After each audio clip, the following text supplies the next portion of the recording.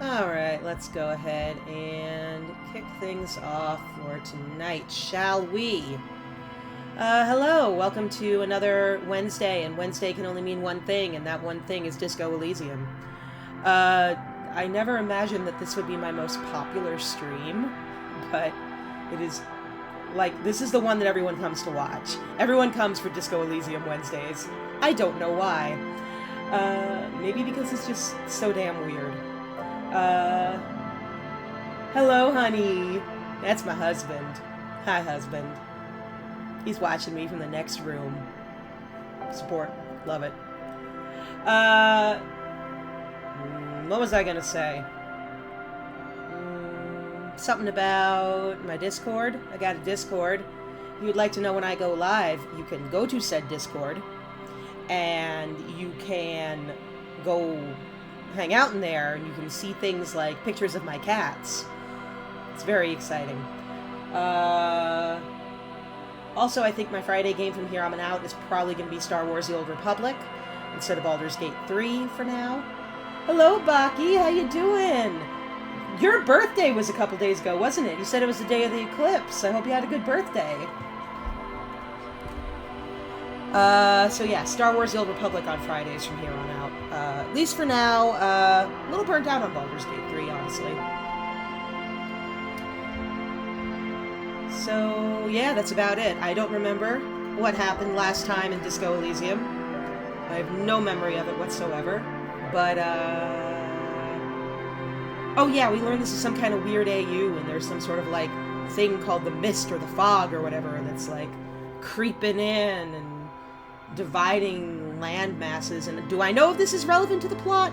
No, I absolutely do not know. But we learned it.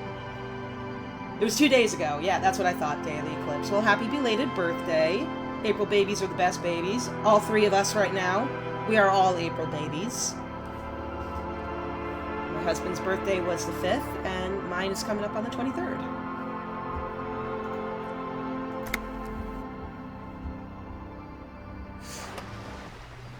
Alright, so we talked to this lady and we learned a lot of stuff. I don't really know how I feel about a lot of what we learned. Let's see, I gotta find money for rent and pay Garta. That's probably a thing I should do.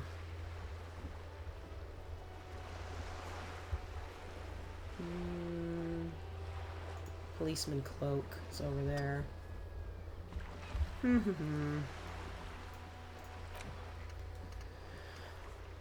Find money and pay Garta. Like, I would really like to do that, but I don't know. Oh, I bet if I go back to the pawn shop, I can probably sell some crap in my inventory. I should make sure I have crap to sell. Yeah, I got some things here. That ain't gonna total $20, though. That's for damn sure.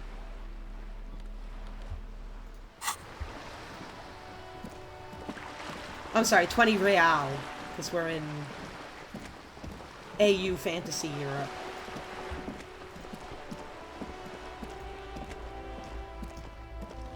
You know what, I think I'll deal with some other stuff first, and then if I can't figure out how to get money by the end of the day, I will just ask Chris. He'll know.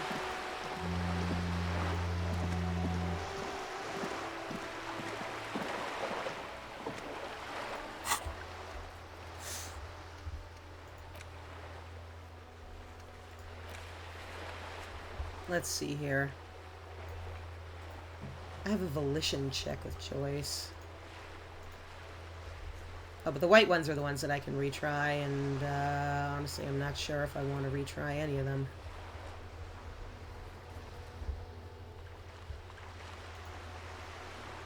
I guess I can try the policeman cloak again. Let's go try that. It worked so well for me last time. Or maybe I should probably... You know what? I should explore the rest of the city, because it dawns on me I have not explored, like, a big chunk of it.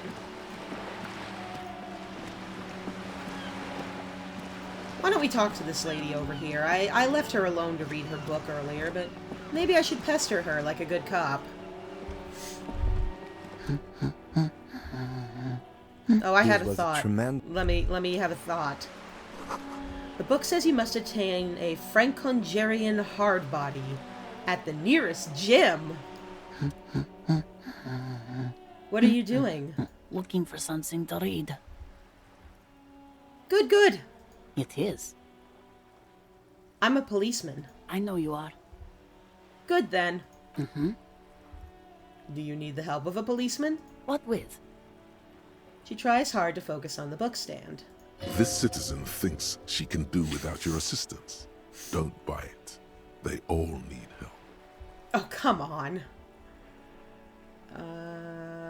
Watch her browse books. Her hands move over the book covers. The tips of her fingers look rough, stained with yellow. It seems like she has spent a lot of time at work, smoking. An array of neurons fire up with joy. Bum her a cigarette, lest it turn to pain. Hi, Tiger Dad. Thank you for stopping by. I really appreciate the lurk. Excuse me while I take a sippy sip. This is some interesting water flavoring my husband got me here. It's supposed to taste like Orange Crush. It does not taste like Orange Crush. Do you smoke? No, I don't. I know for a fact that you smoke. Why do you think that I smoke? Your hands look like they belong to a heavy smoker. It's not like yours look much better. Just give me a cigarette, please. I already told you I don't have any. Go bother someone else. Do you know where I could get a pack? Please, I'm jonesing, lady. From the kiosk? There's one near the harbor. It's Frita. You can look it up. Okay, thank you. She sighs. Maybe your husband is missing? My husband? No, he's not. Okay, thanks. Mm-hmm. You're welcome. Maybe your children are missing. No, absolutely not. Okay, so where are they? Are you a policeman or a nanny? Nanny, where are they? They are not missing, sir. You know where they are. They're at home, smoking, giving the ladder of vices a chance. No, I don't think that's what they're doing. What if something horrible has happened? What if they're dead? That's the bad vibe you got before. Interesting. Okay, great, just making sure. Mm-hmm, I see. Thanks. I really don't want to make assumptions about this woman's children. That feels, stupid.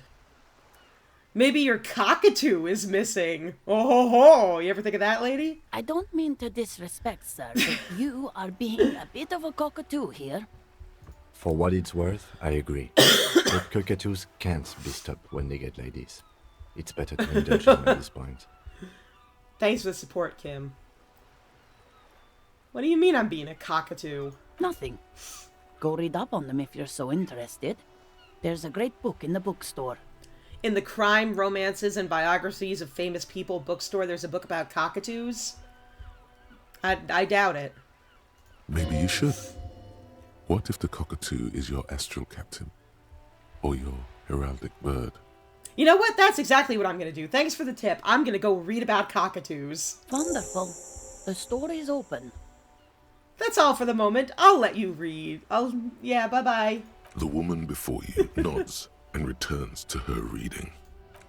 Well, I just got a very important task. I gotta go find me a book about cockatoos.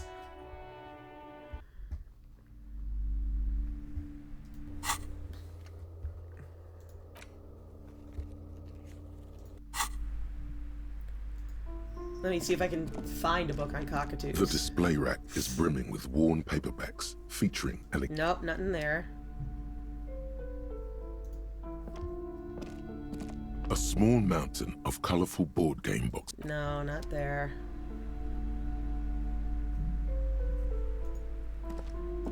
Maybe she can help me.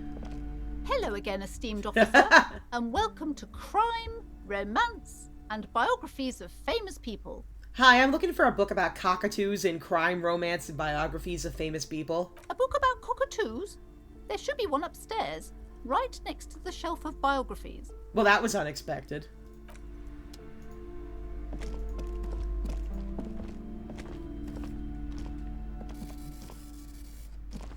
Shelves filled to the brim with crime novels. That's crime. A sulfur-crested cockatoo sits on the cover, its beak slightly open. It looks as if the bird is calling out the book title, From A to Zurich, a guide to a well-behaved cockatoo. I don't know if this has any relevance to the story, but I'm enjoying this interlude about cockatoos, personally. Flip through the pages. Turns out that there are so many different cockatoo species, and they all have behavioral problems.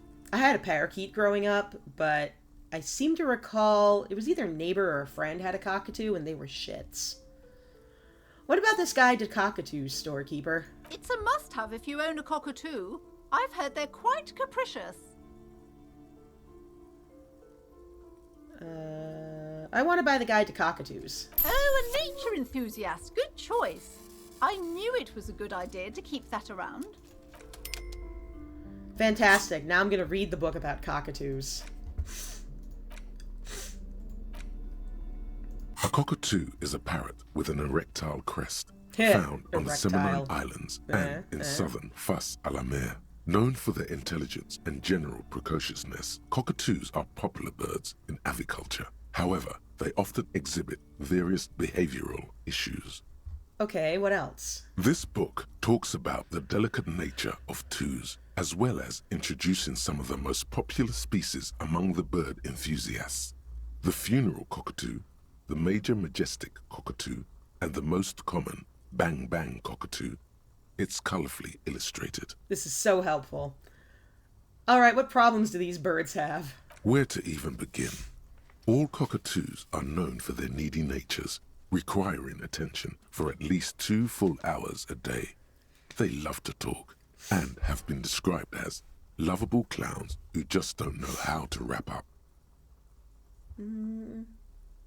I could handle that. It would be nice to have someone to talk to when feeling lonely. Pet owners also report moodiness, loudness, and hostility as recurring issues. If left unsatisfied, cockatoos may scream non-stop, pluck their feathers, or become aggressive. Right, that's pretty bad. Anything else? It is not recommended to get a cockatoo if you're not able to cook them food every day and give them the full care that they need. These birds will never understand that you have a life of your own. Who the hell cooks food for their cockatoos? There has to be something great about cockatoos as well. You're right. Cockatoos are magnificent creatures. They love to perform, cuddle, and show off, and will even scream for fun, often as loud as up to 135 decibels. Well, that sounds no worse than your average toddler, really. Read about the funeral cockatoo. This is a yellow-tailed black cockatoo. Its specific name, Psittacus venereus, relates to its dark and somber plumage. This bird looks as if dressed for a funeral, 24/7. There is something indisputably ominous about it. Cool! Read about the major majestic cockatoo. Perhaps the most impressive of all the species, the endangered major majestic cockatoo, is often described as the most flamboyant bird in the jungle. Its pink-colored wings and flowing crest embellishing its proud and bumptious nature. In the words of poet-explorer Sir James Fournier, few birds more enliven the monotonous hues of the verdant forest than this big, bold, and beautiful species. Read about the most common bang bang cockatoo. Despite its banging name, the bang bang cockatoo is actually the shyest of the species. Common in almost all Seminoles forests, as well as zoos and homes all over the world. Its plumage is mainly grey and white. The Seminoles name, bang bang, is thought to be of onomatopoeic origins. Honestly, this bird does sound a bit like me. Yes, but all those cockatoo species are so different. Which one are you?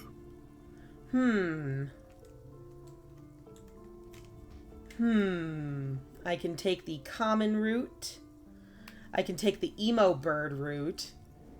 I can be the loud and pretty pink one.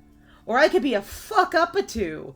A fuck-up and a cockatoo. You're right. You're a fuckatoo embodied. This sorry-ass bird belongs on your heraldry. It probably doesn't even have feathers and only screams. Amazing. I've learned so much about myself today. Fantastic. I found my heraldic bird. Alright, so let's go see the rest of the city. Because as I said, I think I have definitely skipped some areas. And there's some places we haven't been thus far. So I'm going to go explore the rest of the map.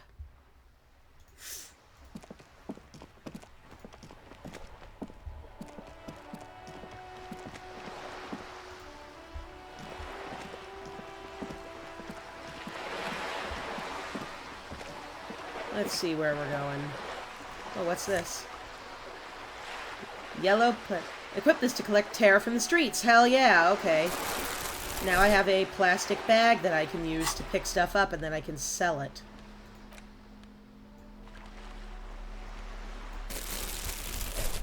I look fantastic. Not all of it is accessible yet? Well, I'm going to explore what I can.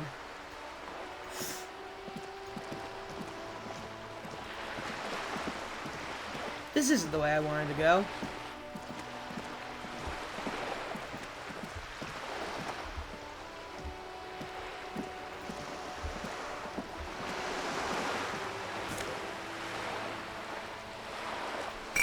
Fantastic. Now I can collect crap and sell it. Yay!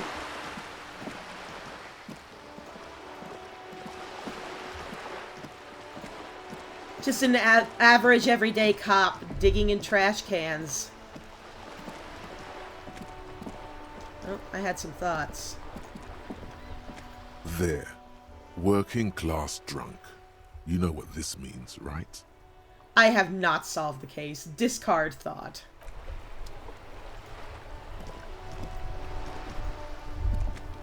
Son, you've really let yourself go. It's a disgrace. But Coach Physical Instrument is going to get you back in prime condition. Even if it takes 1,000,000 push-ups. Coach Physical Instrument? Does that mean you'll call me a maggot and a Nancy boy to motivate me? Does a master swordsman insult his own blade? No. I'm going to turn you into an athletic benchmark, you big pussy. Yes, sir! Forge me into organic steel, Coach! It's going to take blood, sweat, piss, and tears. But when I'm done with you, boy, you will be a master athlete. Wait, why piss? When a man sets his mind and body on something and gives his 110%, he is sometimes going to piss himself. It just happens. Okay. No shame in that. Let's do this, Coach. I'm with you. Behold, world. Here walks a sportsman, hands choked and hair kept back with a bandana. The Homo Athleticus. Oh my god. Alright, I gotta have a thought now.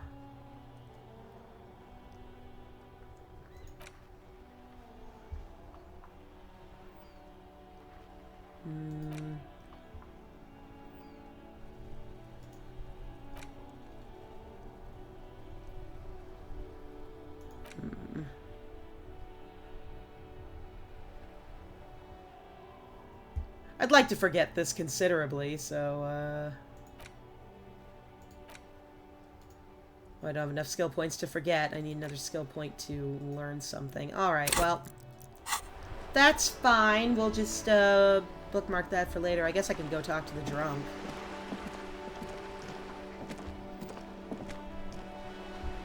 Oh, no, he doesn't have anything interesting to say.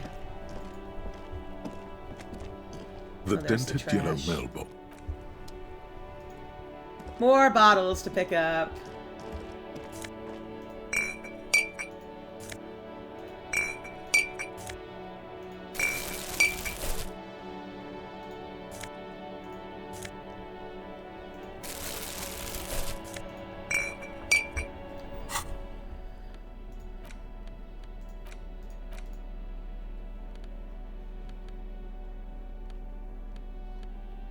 Okay. Alright. Let's go see what else is in the city.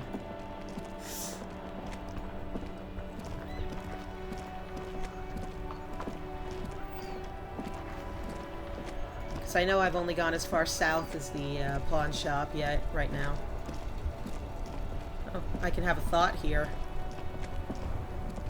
I love the idea that I have to go somewhere specific to have a thought. Tire tracks leading onto the roof. The slush and rain has almost washed them off. Interesting. Tire tracks on the roof, huh? That sounds like something I would have done while drunk. I mean, in the game, not in real life, obviously. I don't actually drink a lot in real life.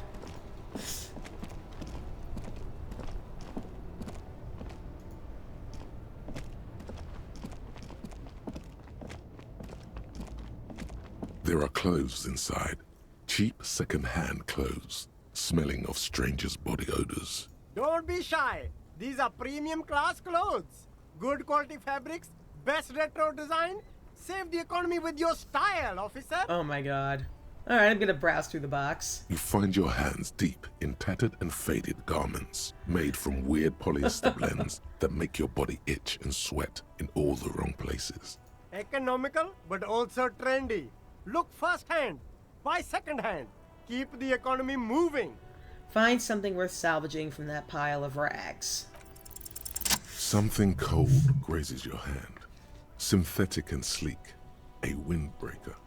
Surf, it says, but also wind, summer, 100% waterproof, and sport.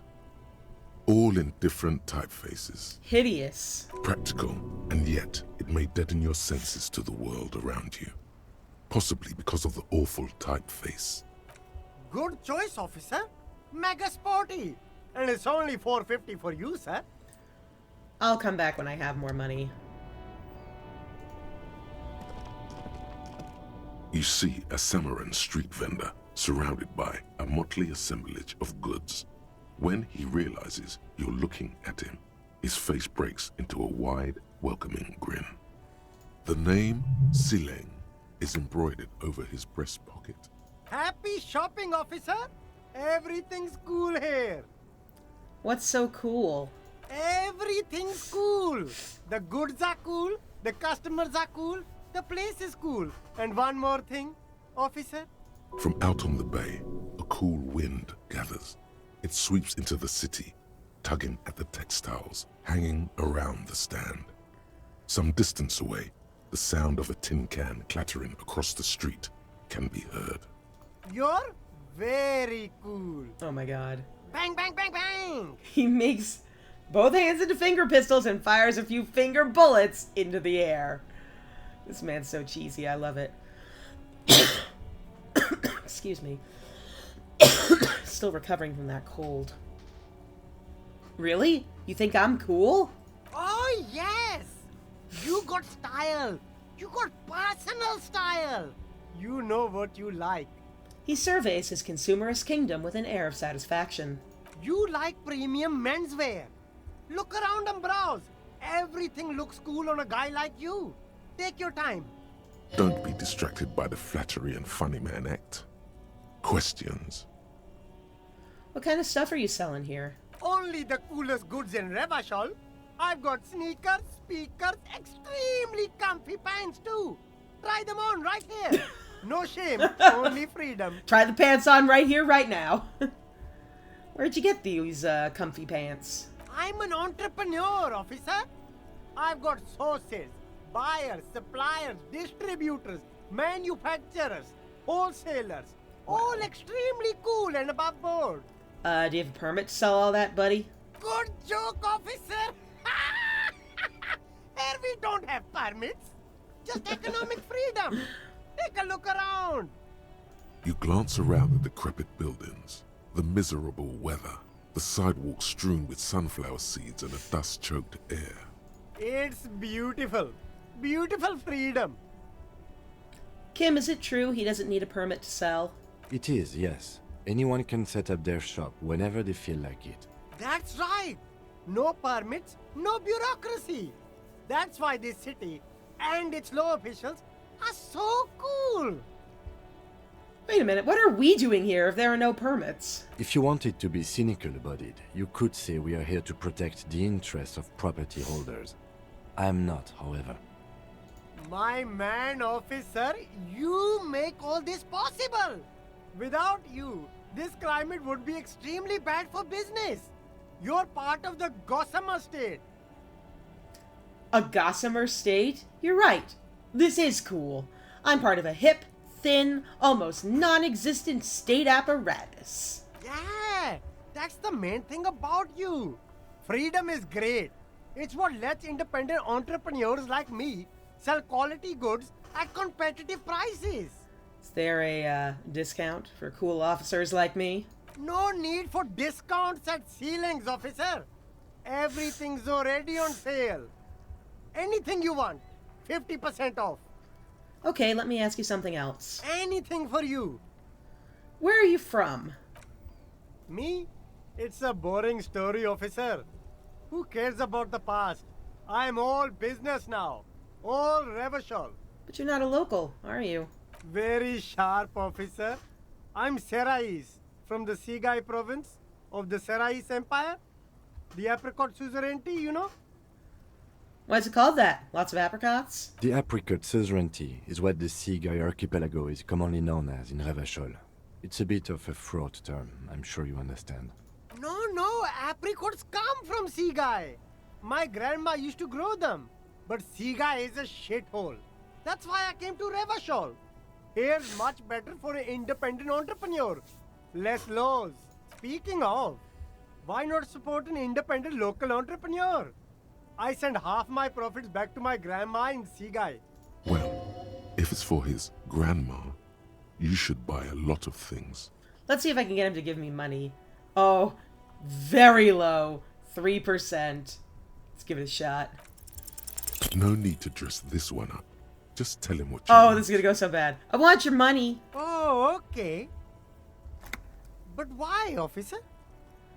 I don't know. It was just the only thing I could come up with in my head. To ask you. I need to get money somehow. Ah, yes. Money is very important. Are you trying to ask for a bribe? If so, you're not doing a very good job. Sorry, detective. I'll look around, thanks. Gonna go have a thought over here. A helpline to the company that controls the drawbridge. Which appears to be up at this time, so I don't think I can go anywhere further than here.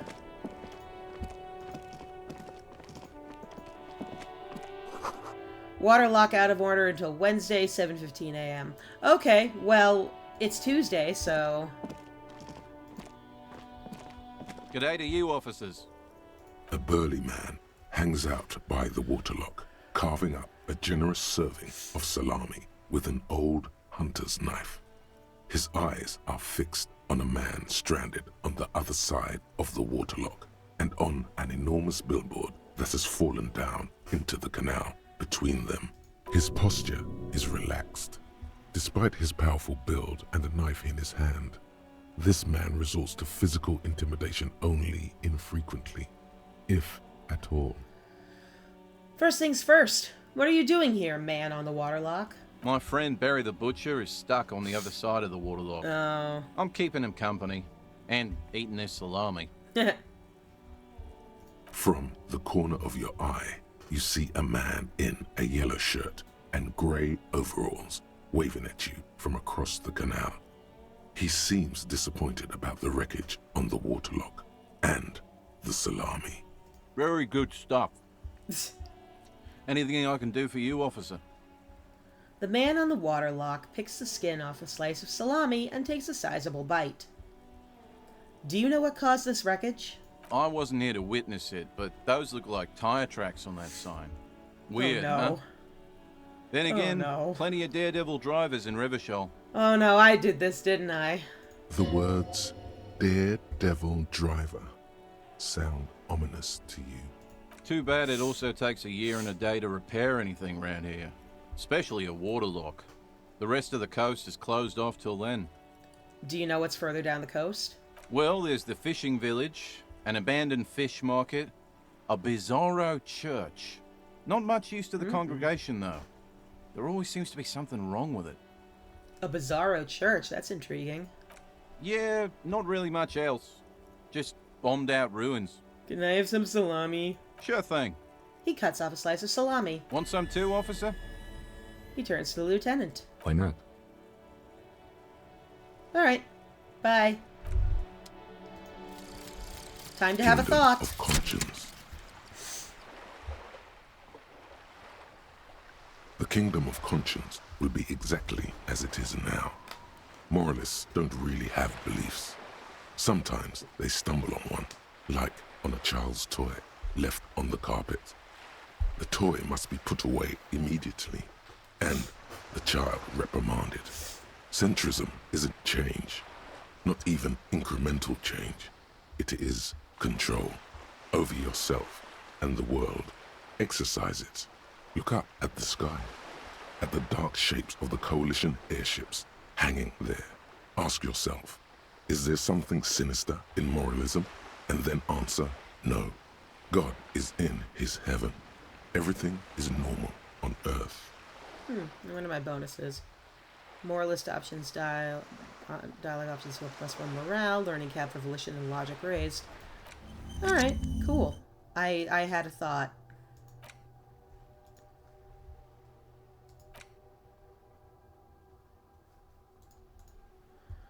I still gotta unlock some more slots to have thoughts.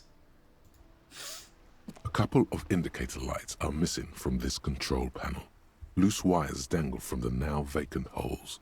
In the middle is a lever. Beneath it, a small metal plaque.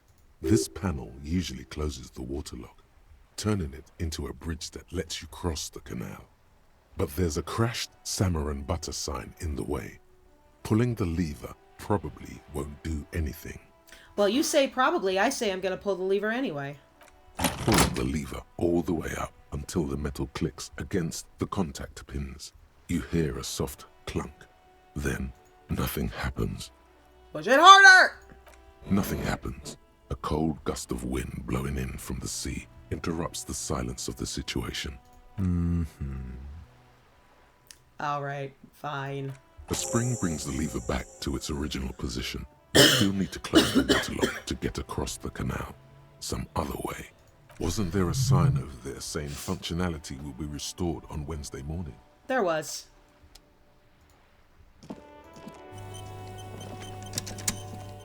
I don't think I can think this thought yet. Butter sign down. Alright, let's see.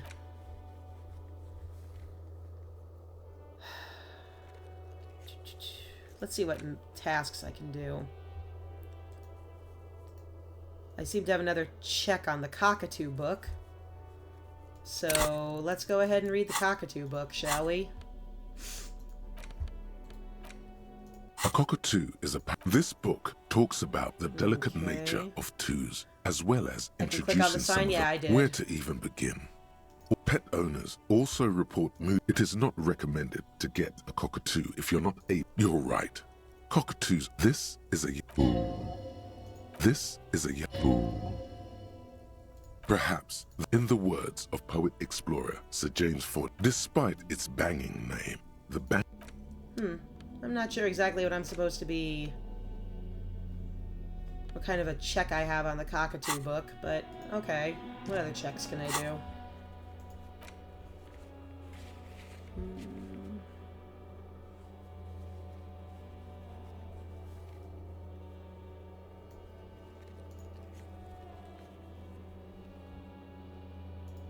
I can go try my luck with that policeman cloak again. Let's do that. Also, let's maybe go to Freet and sell some shit. I think that's kind of on the way there.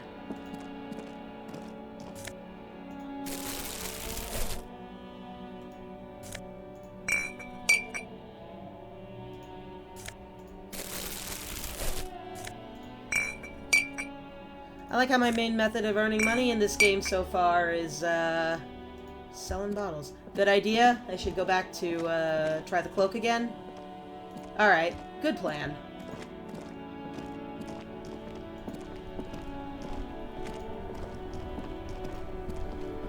I'm gonna stop at Freet first, though. It's 3 T's. I just don't understand why I have a check in the cockatoo book. Like, I already read it.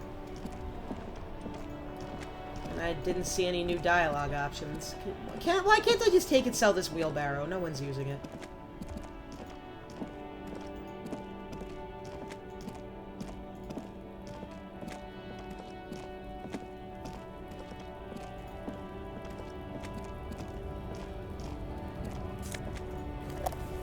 Oh, magnesium. Good to know.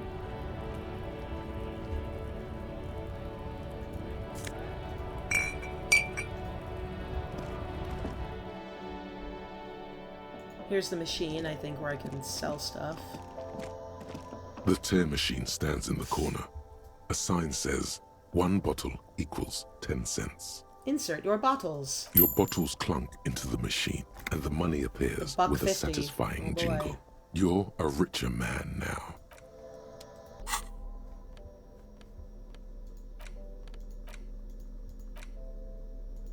I wish it would show me how much money I have.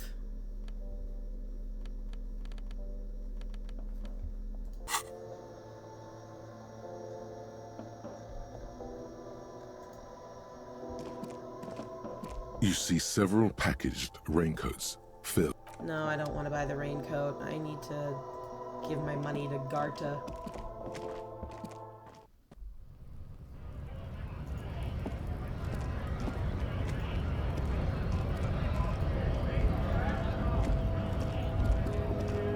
Alright. Let's try getting that cloak again.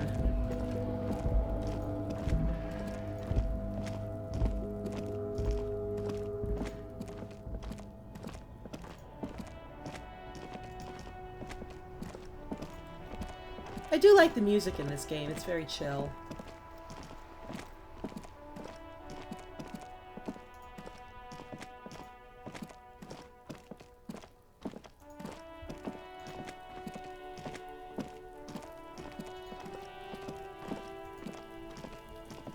Ugh, not you, Kuno. I don't want to deal with you.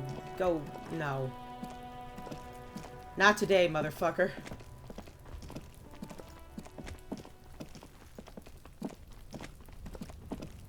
Not today, Satan.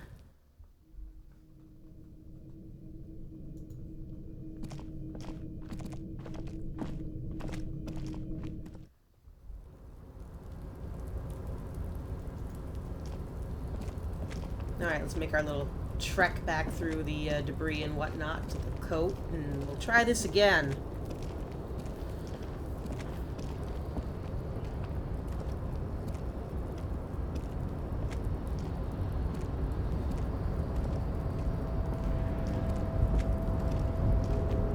A tarpaulin cloak with possible RCM markings is still caught on the railing.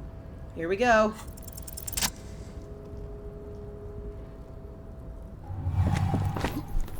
As you leap into Oh, the air, a chill breeze engulfs you. yeah! Woohoo!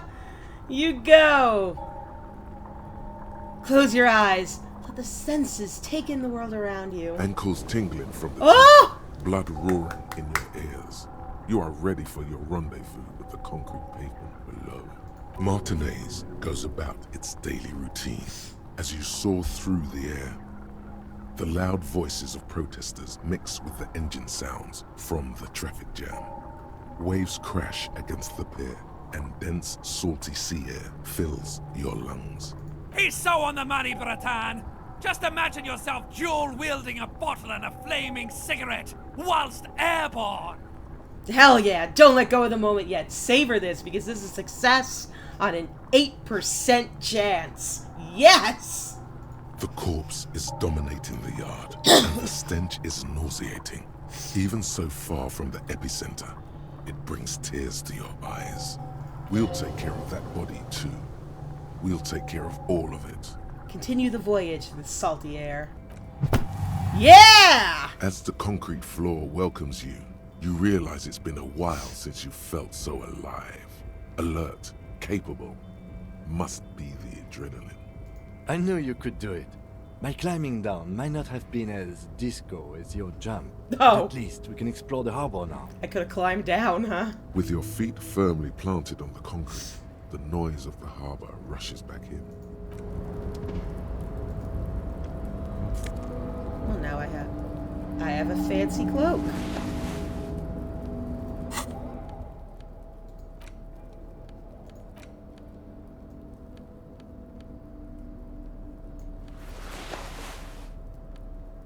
Hell yeah. It might not be a disco-ass blazer, but it gives me the same bonus I had previously and an additional bonus.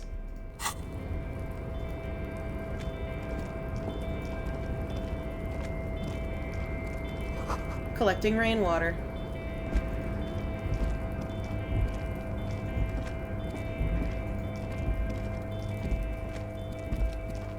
Let's see what's over here, shall we? Bottles! Cool, more bottles I can pick up.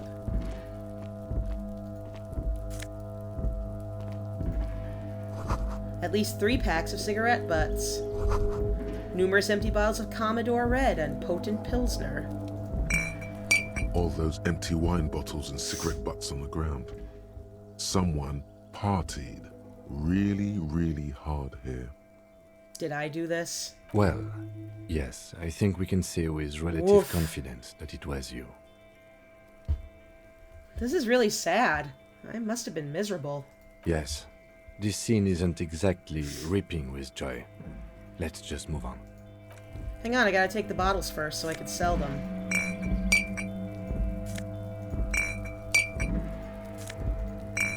I don't know how I feel about this music taking like a kind of ominous turn. Like, is it because we're starting to realize that we're a hot mess?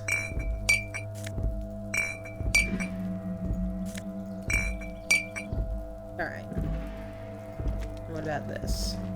This is the night watchman's booth. The name on the door reads, René Arnaud. I don't remember who that is, but this is where he works. I'm gonna look around. If you must. But please hurry, we are pretty easy to spot up here. Nothing incriminating catches your eye. The cabinets are clean and their sparse contents meticulously organized. There's a framed photograph on the table. Well, let's take it. Music is tied to location. I had a feeling. It's a black and white photo of a young couple out in a street fair. The man, René, is dressed in a Royal Carabinier uniform. The girl is young and very pretty. She is smiling playfully at the camera. René looks like he's about to smile. This photo must be tied to some good memories. Why did you take that picture of René?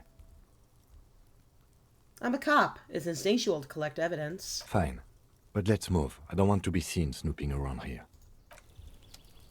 I feel bad. I kind of want to give it back to him now.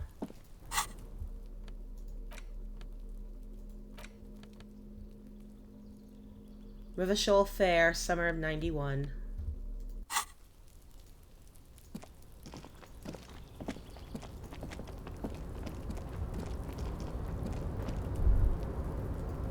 All around you, great machines and quiescents.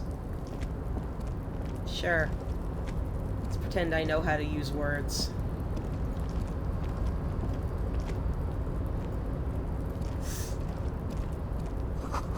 White pine trees are printed onto the screen covering. Looks like a forest under snow.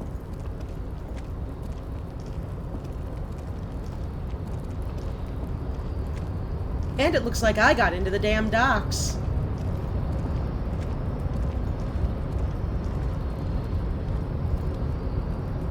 A rusting control panel with several knobs. 2 buttons marked Marche and Arrête are faded with use. It seems to control the large crane above. A container is attached to its hook block. Now, I don't mean to brag or anything, but I just reached the 200-day mark in my French on Duolingo, so I happen to know that that's basically go and stop. Not to brag. Marche. On. Listen! Arrête. Off. I don't think I should be pushing any of these buttons right now.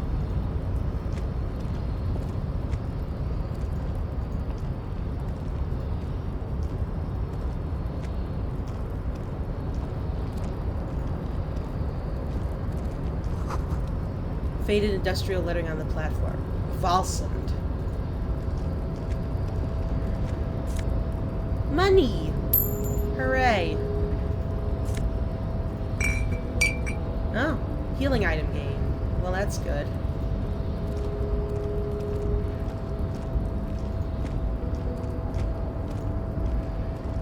I don't know where I'm going, but I'm sure if I just keep following this path, eventually I will find something. The shipyard ahead is oddly quiet. The great machines are sleeping.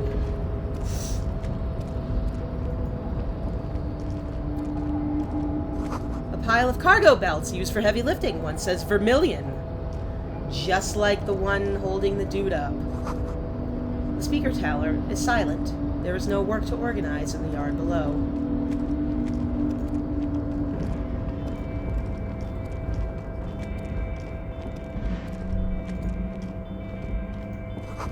The musk of oil and rust comes from the chasm in front of you.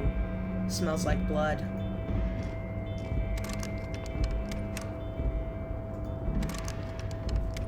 What do you mean it's locked? Oh, money.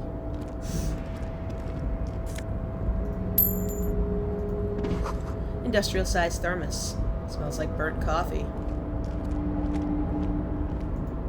Alright, well, let's go in here. Oh, wait, hang on.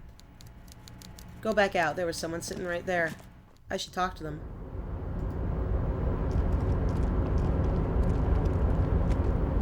Container, container, I'll turn you nice and red. Container, container, put the logos on. Ah, yes, delightful. The accent is so thick, it's impossible not to notice he's Ubi, from the vanishing peninsula of Ubisunt on Muindi. Yes, from there. Container, container, used to be Wild Pines. Container, container, now belongs to Everard. Hi. Everard, Everard, Everard, he looks after everyone. Huh? Well, hey there. How can I help you, mister? The look in his deep blue eyes is as sincere as you've ever seen. Kind of makes you feel like an arsehole for no apparent reason. Would that we all enjoyed our jobs as much as this man. I see you are not a union man, mister. Did you get lost? You're not one of them scabs, are you?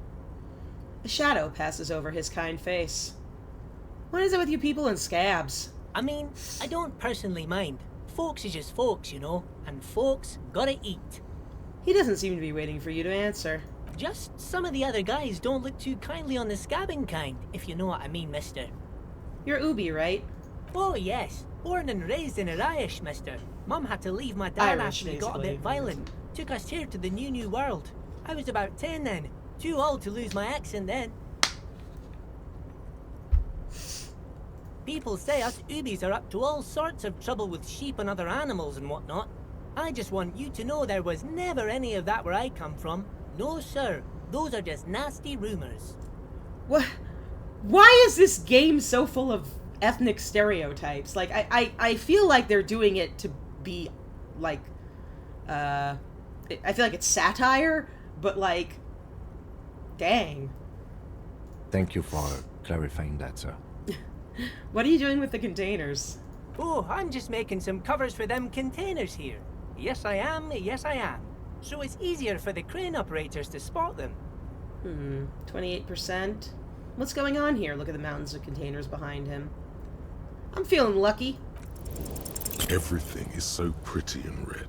You and Leo look I like should not brothers have, as you glance around with similar felt lucky. childlike wonder. Wow, red is so much prettier than drab old green. Sure is, mister. Sure is. Really livens up the place. Yes, it does. Yes, it does. I had to break this bonding moment, but the red containers mean they are replacing the company livery with the union livery, which means this strike isn't gonna stop anytime soon.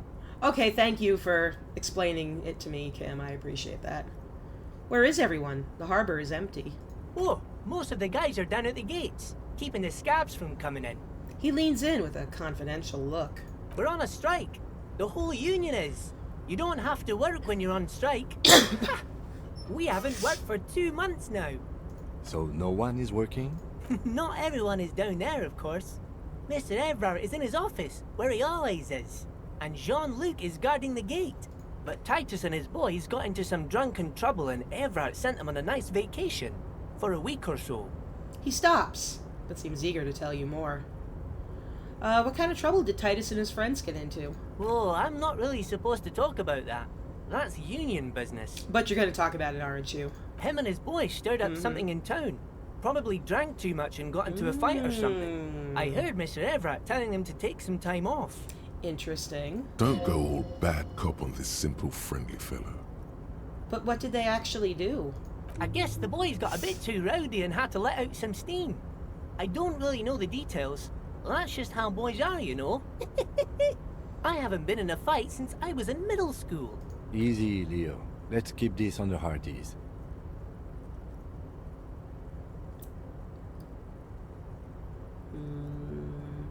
Too rowdy. Leo, what kind of a fight did they get into? Did they kill a mercenary? Too late. Leo's mouth is still moving, and the words are spewing forth. Words, words, and look, even more words. This guy could go on till the end of days. Now he's talking about some drunk sawmill owner who... No, he already switched to a prized fishing rod he apparently owned at some point. You know what?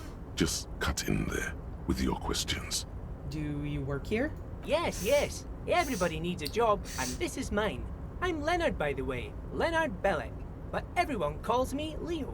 I'm like Mr. Everett's right-hand man when Mr. Edgar is out of town, and Mr. Edgar's right-hand man when Mr. Everett is away. Actually, Miss Beaufort is the right-hand man, but she's a lady. A lady? Who is this, Miss Beaufort? A real pretty lady with a skin like those douce sucre candy bars my missus likes so much. Them are real nice to suckle on once the dinner is done and me and the missus sit down beside the radio. I don't know what it is about, like, the fact that he first described a woman's skin as being like this candy bar, and then he described suckling on said candy bar. I'm uncomfortable now.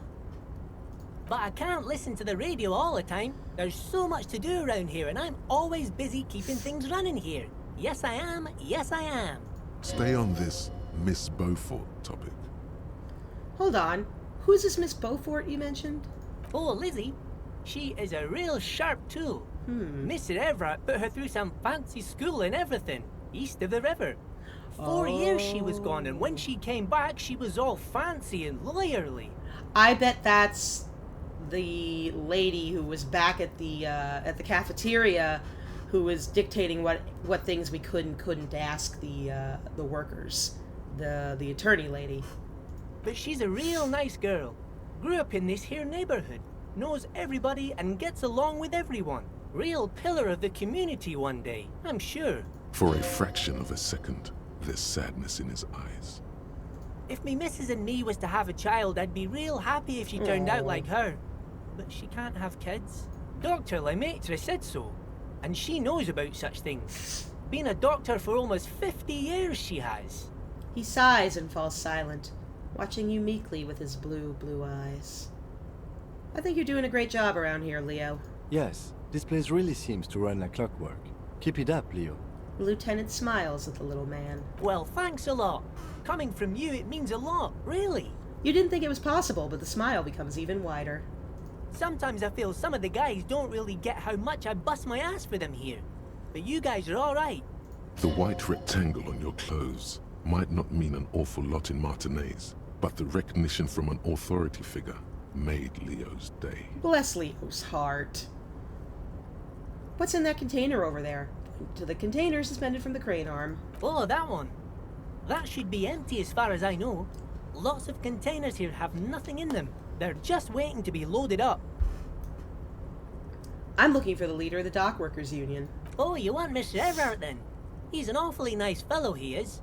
Him and his brother are both nice fellows. They've lived their entire lives in this here neighborhood. Guys like Mr. Everett and Mr. Edgar, his brother, are real good guys. Made Martinez what it is today. Mr. Everett and Mr. Edgar and I went to the same school we did when we were boys. Patience. Deep down you have the mental power to keep listening. Not many would, but you do. I'm not going to interrupt him. I want to see where he's going with this. Had an arithmetics teacher, Miss Bellows. Her real name was Miss Bellows. Oh, apparently he's going nowhere. She was a real pretty lady. Okay. But when she got mad, all the boys liked her, if you know what I mean, mister. We used to sneak in her yard in the dark and peek through the window. One time we saw Miss Bellows with a fellow. Yes, we did. Yes, we did, mister. Okay. Don't say anything. Them was naked too. That's all I got to say about that. Very interesting, very interesting. Thank you for telling me the whole story. Thank you. Eh, almost forgot.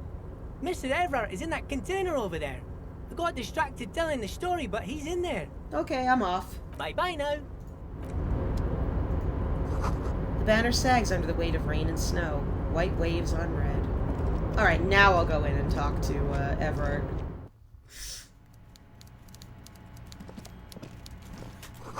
The coffee in the thermoses is still lukewarm. The stair made of pallets leading up.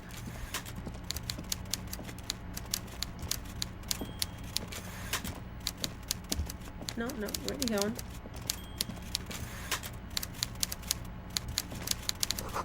A taxidermy fish that tells time. Fucking sweet. Before you is the walrus of a man seated behind a large desk. He looks up from his work, not the least bit surprised to see you. He looks like he sees what you did there and also over here. With great effort, he straightens himself up in his chair, yet says nothing. He simply stares at you. A typical power play. Wait for him to speak first. Show him you've got a backbone. Say nothing. Look him dead in the eye. The one good eye of this man fills you up without even flickering. The other, his lazy eye, is constantly moving like a goldfish in a tank. Like I said, he sees what you did there and also over here. Grotesquely magnified by his +6 glasses. Woof! I just, got my eyeballs checked, on Saturday. That's a pretty hefty prescription. For a moment, you don't know where to look. It is unbearably humid in the trailer. Beads of sweat slide down the man's forehead. Keep staring. At first, nothing happens. His face wears a wide and self-satisfied smile. Every now and then, he smacks his big lips. Like a general over his maps, he plots his moves. Judging by the way he's licking his chops, it's going to be a good one. So... He begins to speak, albeit very slowly, purposefully leaving a long pause after his opener. Mr. Du Bois, Mr. Kitsuragi, how nice that you found a moment to pay a visit to the Debardairs Union. I'm Everard Clare, head of this little operation here. Apparently my last name is Du Bois. Okay, good to know. Please, have a seat. He gestures to a tiny folding chair opposite his giant desk. The folding chair looks like a torture device. Extremely uncomfortable. You go ahead, detective. Whatever he has in store for you, it can't be good, he thinks. I'll do my best. Forget about that. What's with this Du Bois stuff? You're getting some seriously bad vibes from that name. Why are you calling me Mr. Du Bois? Presumably because it's my name. Please, Mr. Du Bois, let us converse in a civilized manner, as equals. Take a seat. I insist. It's nothing. Yes, that's probably right. It's nothing. Forget about it. Filter it out. He's trying to throw you off your game with this Du Bois nonsense. Don't give him the pleasure. I will take a seat. Excellent, Mr. Du Bois. I can see that you're a reasonable man, and reasonable men can be of great use to one another. Remain serious. So tell me, how can the head of the Debardairs Union help a representative of the Revachol Citizens Militia today? The chair you're sitting on has got to be the most uncomfortable chair in the world. It's violating your backside. Good thing I found a healing item. Oh, by the way, I heard you got a rather rude reception from a certain Lawrence Gart. Some people have no manners, it pains me to say. This should take care of that nonsense. He points to a giant novelty check on his desk. It's absolutely comically huge. It should be sufficient to cover your expenses for a few days and patch over your differences with a cafeteria manager. Go ahead, take it. Hey, that's 25 real. That's good money. Think of all the stuff you could. Wait, you know Garta? Yes, I know Lawrence. He's a real character.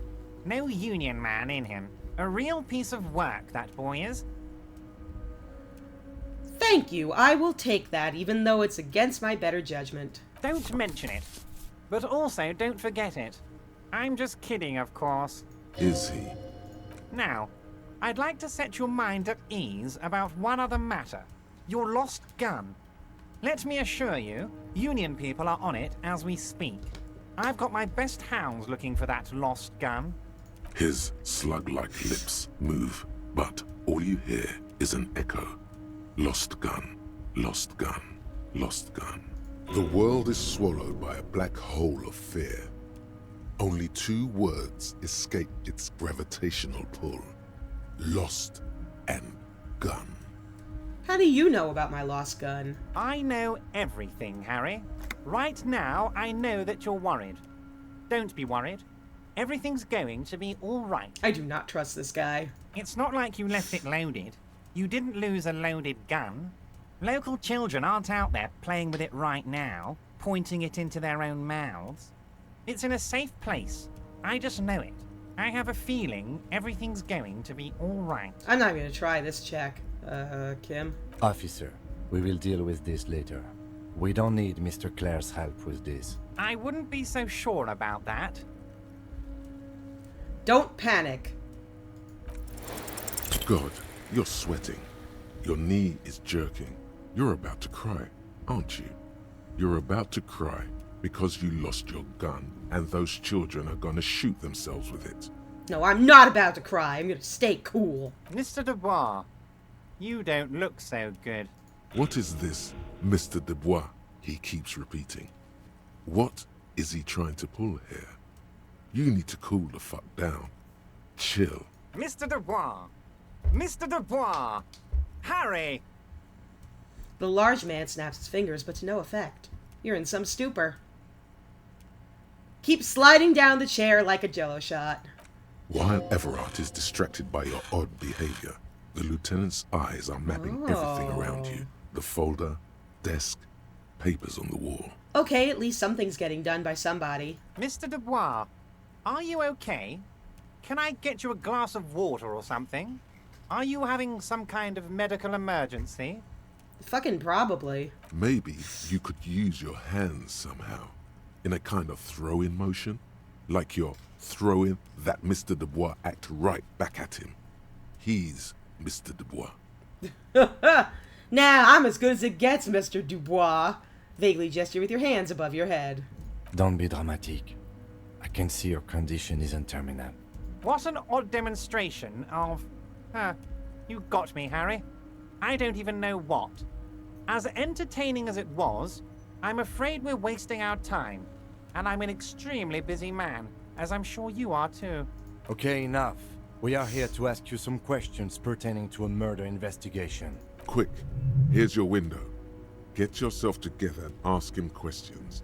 Police officer questions. It is about time to stop embarrassing yourself. I guess. Questions will help you regain some of your lost dignity. Alright. Let's just start from the beginning and work our way down. I'm told the Union is involved in the local drug trade. What? Harry, how could you say that to me? You know I appreciate a joke as much as any jolly fat guy, but I can't take slander. Are you actually investigating this? No, I'm not. Lie. You've hurt me, Harry. Me, a friend. But you know what? And gets over it in 2 seconds. Seems like it didn't really hurt him. I trust you, like I trust all my friends. And I know you'll never talk to me about this again, because you don't want to wound me. So do what you want, and let's change the subject. Thank you for your understanding. We will continue to do what we must. You too, Lieutenant. You know, I like you, but you never were my favorite. I'm a Harry guy. I'm Team Harry. Well, I think that makes one of us. None taken. Do we have anything else to do here, Harry? Aren't you gonna ask me how I got in? Harry, honestly, I'm just relieved you didn't get a hernia. A man your age.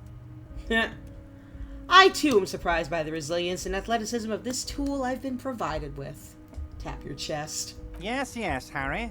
You are obviously in peak physical condition, and I salute Damn both your right. initiative and your physical prowess. Very impressive, Harry. Very impressive. Anyway, I assure you, I am a very well-informed man. Information reaches me before I even get the chance to request it. You call me Mr. Du Bois. Why? Of course. Let us dispatch with the formalities. You call me Everard, I call you Harry. Of course, it's because his name is Harry Du Bois. That's what the hanged corpse called you. Harry. So that's really my name. My God, so it's true. I didn't want to believe it, but you are a fantastic science fiction amnesiac cop, aren't you? What are the odds of that? I think the odds of that are very low. My memory is fine. I'm just testing you. So good to hear that, Harry. Apparently my sources were wrong. However, if you did have a spot of memory trouble, I could help you out. With my big fat folder. Are you trying to tell me you've gotten hold of some of our documents? The lieutenant inspects Everard over his spectacles. Mr. Kitsuragi, would you mind? Me and Harry are talking about his lost identity right now. Let's get this straight. What is my full name? It's Harry. Harry Du Bois. You feel like a Du Bois, but you don't feel like a Harry. Strange. Okay. I feel like a Du Bois, but not quite a Harry. Something longer. Sure, okay. You're Harold. Harmon. Haroldamus? But that's not what the record says. The record says Harry Du Bois, a real man's name. Poor Kim. We're just putting poor Kim through the ringer. Mr. Kitsuragi doesn't seem even slightly empathetic to your memory loss, Harry. I, however, wish to help you any way I can. Do you know anything about my family? Do I have a wife or kids or... Family? Harry, you're not a family man. There's not one peep of family in here. Unless you think you're a family man. Do you strike yourself as a family man, Harry? You're right, I don't. That's why I like you, Harry. A good man knows both his strengths and his weaknesses, and you, my friend, you are one of the all-time greats. I hate this guy, like, just to be clear. What kind of a cop does it say I am? Well, Harry, if I were to sum you up in one word, it would be apologetic. I'm sorry? Let's apologize for being apologetic. God knows I do it IRL. Yes. You seem to be... Literally the sorriest cop time, on earth. but Apologize right now, there's 10 no reason times. Let loose a little. Be you. Amazing. Amazing. I just got an achievement for apologizing. Fantastic. Where did you get that folder? Ah, this? My friends in your organization gave it to me, Harry. That's sus. I find that very suspicious. May I have a look? I'm afraid this is meant for Union eyes only, Mr. Kitsuragi. I'm sure you understand. Please continue, Harry. Let's have another look at that folder. Everard's large hands are covering the folder, but the look on his face says, I know everything about you, Harry. I've got nothing to hide. Oh, Harry. Oh, wow. This is really something. I'm sure it's not that bad. At worst, he has an old RCM folder, and I very much doubt even that. So how about it, Harry? You need assistance, I presume? Let's talk of other matters for a moment. Of course, Harry, of course. Let's not linger on personal details and amnesia. You wanted something from me. Could you help me get a dead body down from a tree? You might have noticed there's one hanging on a tree behind the hostel cafeteria. Oh my. Don't take this question personally, but why would I get involved in this matter? Mr. Clare, the man was hanged with a cargo belt. A steel-reinforced cargo belt. It's safe to assume the Union had something to do with the murder. Besides, getting the body down would benefit all of us. It's a stain on the neighborhood. You are a community leader. Help your community out. I can certainly see how having him up there might start affecting some real estate values. Just a few, huh? But of course, all joking aside, I am going to help you. He picks up the handset of a radio phone to his right, then clicks a button. Jean-Luc, my boy, I'm sending 2 police officers down. They have a dead body in a tree problem they need help with. Namely, they need it to be taken down. And, Jean, please take it easy with the race science. He's had enough of that. Oh, that's, machine head or whatever. Measure head. No, Machine Head is a song by Bush. You can find Jean-Luc down at the gates, but you already knew that. Anyway, he's going to help you. Fantastic. Let's talk about my lost gun.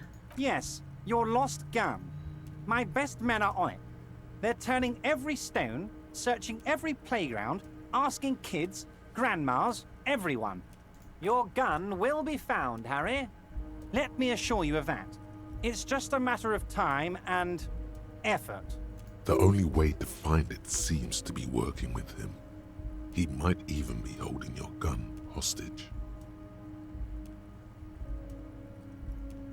Hold on, could he really hold my gun hostage? Who knows?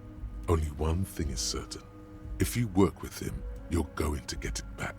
And working with him might be the only way to do it. Wait, the gun may have been bought from Roy's pawn shop. Have your men factored that in? Yes. Thank you for the hot tip regarding your lost gun, Harry. My men have indeed factored in that you pawned it. Now please, let the professionals do their job. Kick back, Harry, relax. I have great guys on this. You focus on what's important.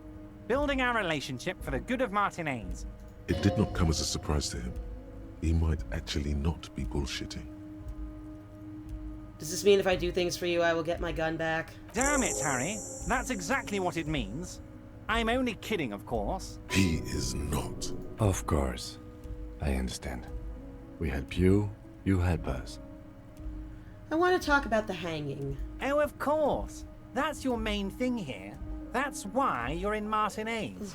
I know everything that goes on around here, and I would love to help you like I'm helping you with the body and your lost gun. I mean, it's no secret that the lynching is connected to the strike. So much to talk about. Honestly, it's been weighing on me so heavily. I understand you need to interview me. Fantastic. Secret task complete. Interview the union boss. I sense there's a but. But there's a thing that's been keeping me up at night. I want to talk about the hanging. I mean, if we could just calmly talk, exchange information, we could blow this thing wide open. Yes, that sounds good. Let's do that. But I can't think straight with this thing weighing on me. You're police officers, aren't you? I have a crazy idea. You guys are basically door-opening machines. Incredibly talented at opening doors. I've opened a few doors in my life. And I'm sure you're going to open this one with flying colors, Harry. This really is very simple, and there's nothing shady about it. Nothing says this is going to be shady, like somebody saying there's nothing shady about it. Does this jiggling ooze think he's going to use you? He's got another thing coming. Play his game, son, with your eyes peeled. He's going to slip up, and when he does, you're going to come out on top. Whose door is it? Oh, no one's. It's just a weasel. A weasel lives there. Nothing for you to worry about. Why don't you just open it yourself? Harry, I'm a very busy man, and more importantly, I don't have that extraordinary physique you do. You look like you could run around all day. You want to send someone a message that the police are working for you. I repeat, I'm a very, very busy man, Mr. Kitsuragi, and therefore I must occasionally enlist outside help. So what will it be, Harry? I hate agreeing to literally anything involving this man, but I have a feeling that if I don't, I'm gonna lock myself out of the story, so... Alright, fine, I'll play a stupid little game. What do you mean by a weasel? A loud blabbering weasel. When weasels feel no one is watching, they start acting foolishly. Just go there, unlock the door, and leave it open. It's been such a burden on me, Harry. I just want this to be over so I can discuss business with you. Damn it, fine, I'll look into it. We need to talk about the murder. Fantastic, my friend. Just let me know when it's done and we can take our friendship to the next level. I don't want that. You can get the key from Manana. He's down by the gates. Manana's like a free agent in the Union. Special operations. Hardened socialist. A real free thinker, too. He'll tell you precisely where the door is. One last thing, Harry. Just open the door. You don't need to go in or anything. I just want that weasel to come home and see the unlocked door. I'm gonna go in. I met Joyce, the company representative. Oh, that's very nice. I haven't gotten around to her yet. I'm very, very busy, you see. I hope you're getting along. One thing I want to make very clear, Harry, is that this is not some kind of union versus corporation situation. Everyone is just pals here. Just pals? We're all trying to do what's best for Martinez here. Don't feel like you can't cooperate with her, because you and I are such good friends, and I'm helping you get that nasty body down from the tree. And with finding your lost gun. I'm not a jealous guy. Whoa, that's so nice of him. Suspiciously nice. What happened to the previous negotiator, Mr. Gaumont? What do you mean, Harry? Nothing. I let him go. He made concessions for the company in previous negotiations. Why would you let an ally like that go? He's an old man, Harry. I wanted him to spend more time with his family. God knows how long he's got left. You called him a midget. Harry! I have little people in my organization. I would never call someone a midget. What is this? Honestly, I'm beginning to think you're a midget, Harry. I'm only kidding, Harry. You're not a midget. No one is. We're pals. We're pals! It's hard to say if he really lost his temper, or if this is another one of his tricks. This man almost never angers visibly. Are you sure? I find it a little odd. I'm just a nice guy, Harry. I wouldn't be where I am now if I wasn't nice. Politics is all about emotions, and I want you to have positive emotions when you think of me. My knee hurts. My tendinitis in my knee is kicking up again. Okay then, positive emotions it is. You like positive emotions. I have negative emotions about this guy. Joyce says the previous union leader vanished under suspicious circumstances. Vanished? Harry, the woman left her casserole in the oven and couldn't make it here in time for the voting. Oh, did I leave my casserole on? Better go home and check. The election can wait. When she got back, the whole thing was over. That sounds sus. Why haven't you let her in to see you? If she actually wants to see me, she will find a way. Any good negotiator would. And I just don't have anything to discuss with a bad negotiator. He doesn't want to see her. It's as simple as that. Yeah, he doesn't want to. Alright, let's talk about something else. Of course, Harry. Let me just assure you one more time. It's perfectly okay to share anything we discuss here with this Joyce. This is a completely transparent organization. I have no interest in what she is doing, but I myself have nothing to hide. Your business is your business, and I respect your privacy. Just remember, none of this is secret. He's giving me Jabba the Hutt vibes. I feel like that's intentional. Tell her about all of it. My brother's picture, my singing swordfish clock. I love that thing. Tell her how overweight I am and how I'm helping you find your lost gun. Tell her about everything. Everett doesn't mind. This is weird. Not nice weird, but okay. Let me see if there's anything else to go over about me. Let's hear it, Harry. No. Of course, Harry, of course. Let's not linger on personal details and amnesia. You wanted something from me. Everett, I'm gonna leave now, but we might talk again later. Wait. You need this to get in and out through the gate. Oh, thanks. I was wondering how I was supposed to get out. Here. You're one of us now. A real red and white union man. Oh, boy. Take care, Harry.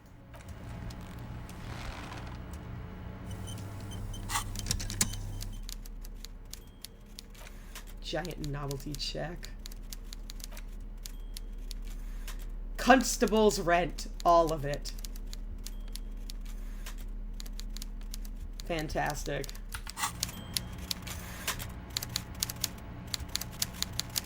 Alright, well, is there anywhere else I can go in here? Nope, not especially.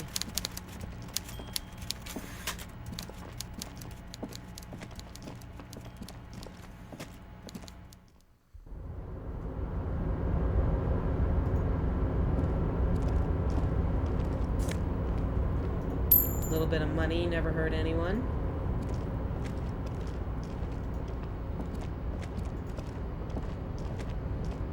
Well, now to figure out how to get out of here.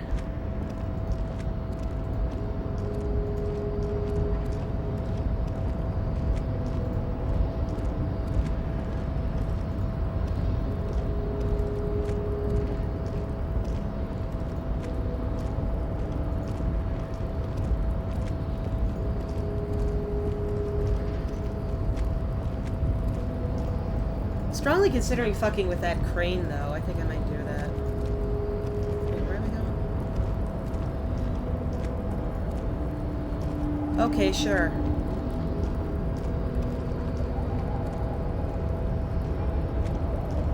Oh, I see.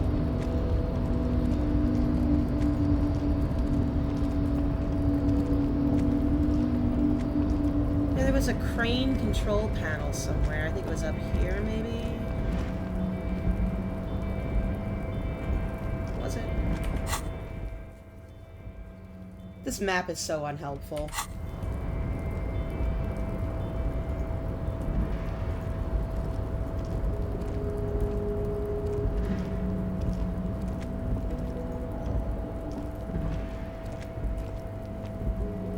Right. Okay,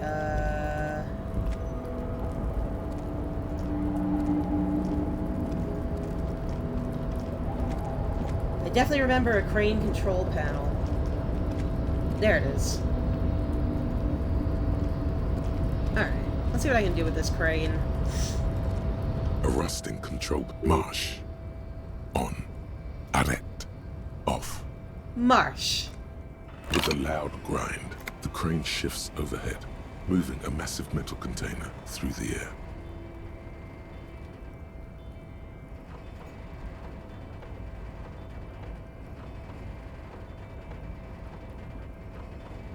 Excellent.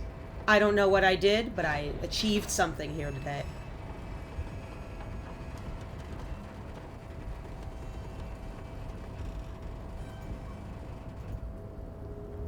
And, with a surprisingly quiet thunk, the crane places the container. This crane was built with a purpose, which has now been fulfilled. To move this container. What's inside the container? Who can say?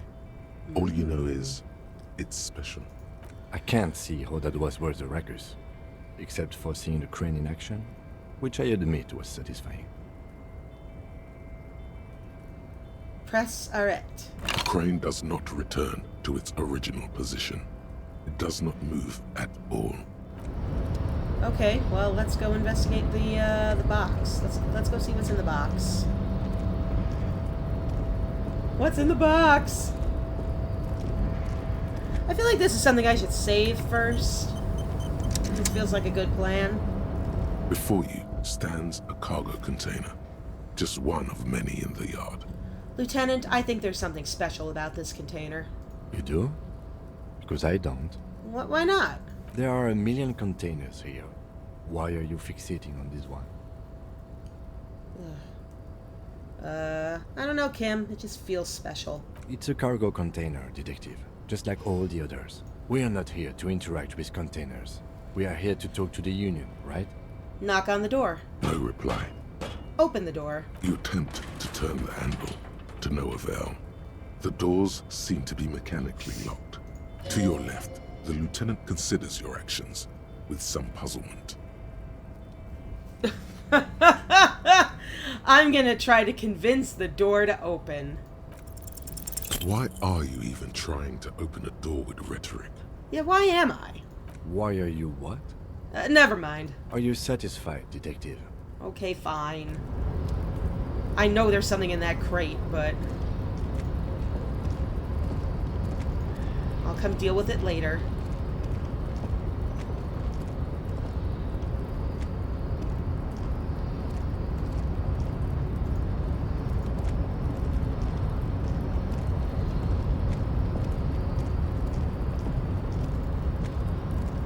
I'm guessing this door here is how I get back down, so...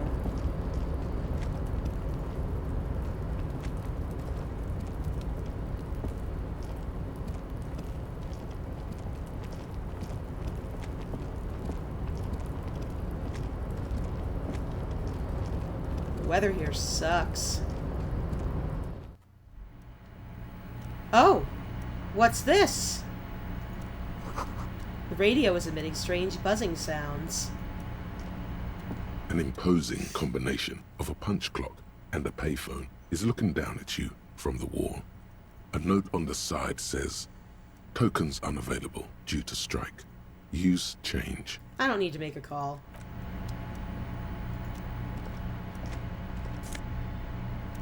La Fumée, Volume 1, Number 4.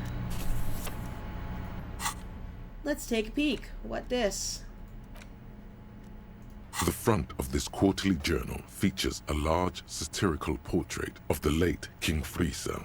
From the sides of his head, a pair of white antlers spread to the corners of the cover. Why antlers? Because white antlers are one of the symbols of communism. They represent a society in accord with the natural world and at the same time above it. Why Friesel? Because Friesel was incompetent, foolish, and cruel. In short, the embodiment of everything the communards wished to overthrow. It's satire, you see. Oh, it's satire. Okay. Flip through the pages, see what catches your eye. To your disappointment, there aren't any full-color pictures to direct your attention. Just column after column of closely set text, interrupted occasionally by little doodles in black and white. After rifling the pages with your thumb several times, you return to the table of contents. The magazine is divided into several sections. International developments, Kunst und Kultur, and local concerns. Just inside the cover, there's also an editor's note. Read the editor's note. Comrade, as you know, this journal takes its name from Mazov's immortal expression, Du cristal à la fumée. This was his way of describing the way the rigid, crystalline structures of capitalist ideology turned to smoke under communism. I do believe that means from crystal into smoke. Something along those lines. My 200 days of Duolingo are just really coming in clutch here.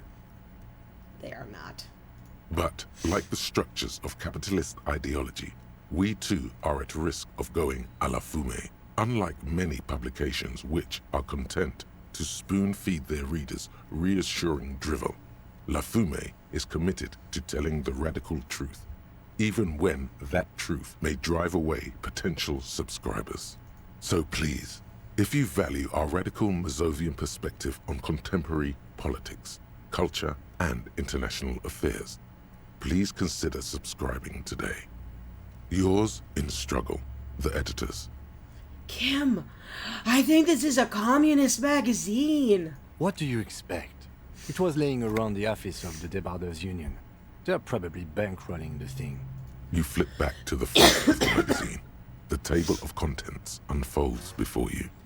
I would like to catch up on international developments. This section includes a long, tedious critique of the latest round of free trade negotiations between the EPIS nations and the Free State of Semenine. It's so boring, even in summary, that I yawned. You also skip over an article about heavy fuel oil smuggling along the Messina border. Something about bear wrestling in Samara. Book riots in Yugograd. Okay, go back to the bear wrestling. Face it, you really aren't interested in foreign affairs. You're not even sure where most of these countries are. I'm assuming that Yugograd is the former Yugoslavia. You flip back to the front of the magazine.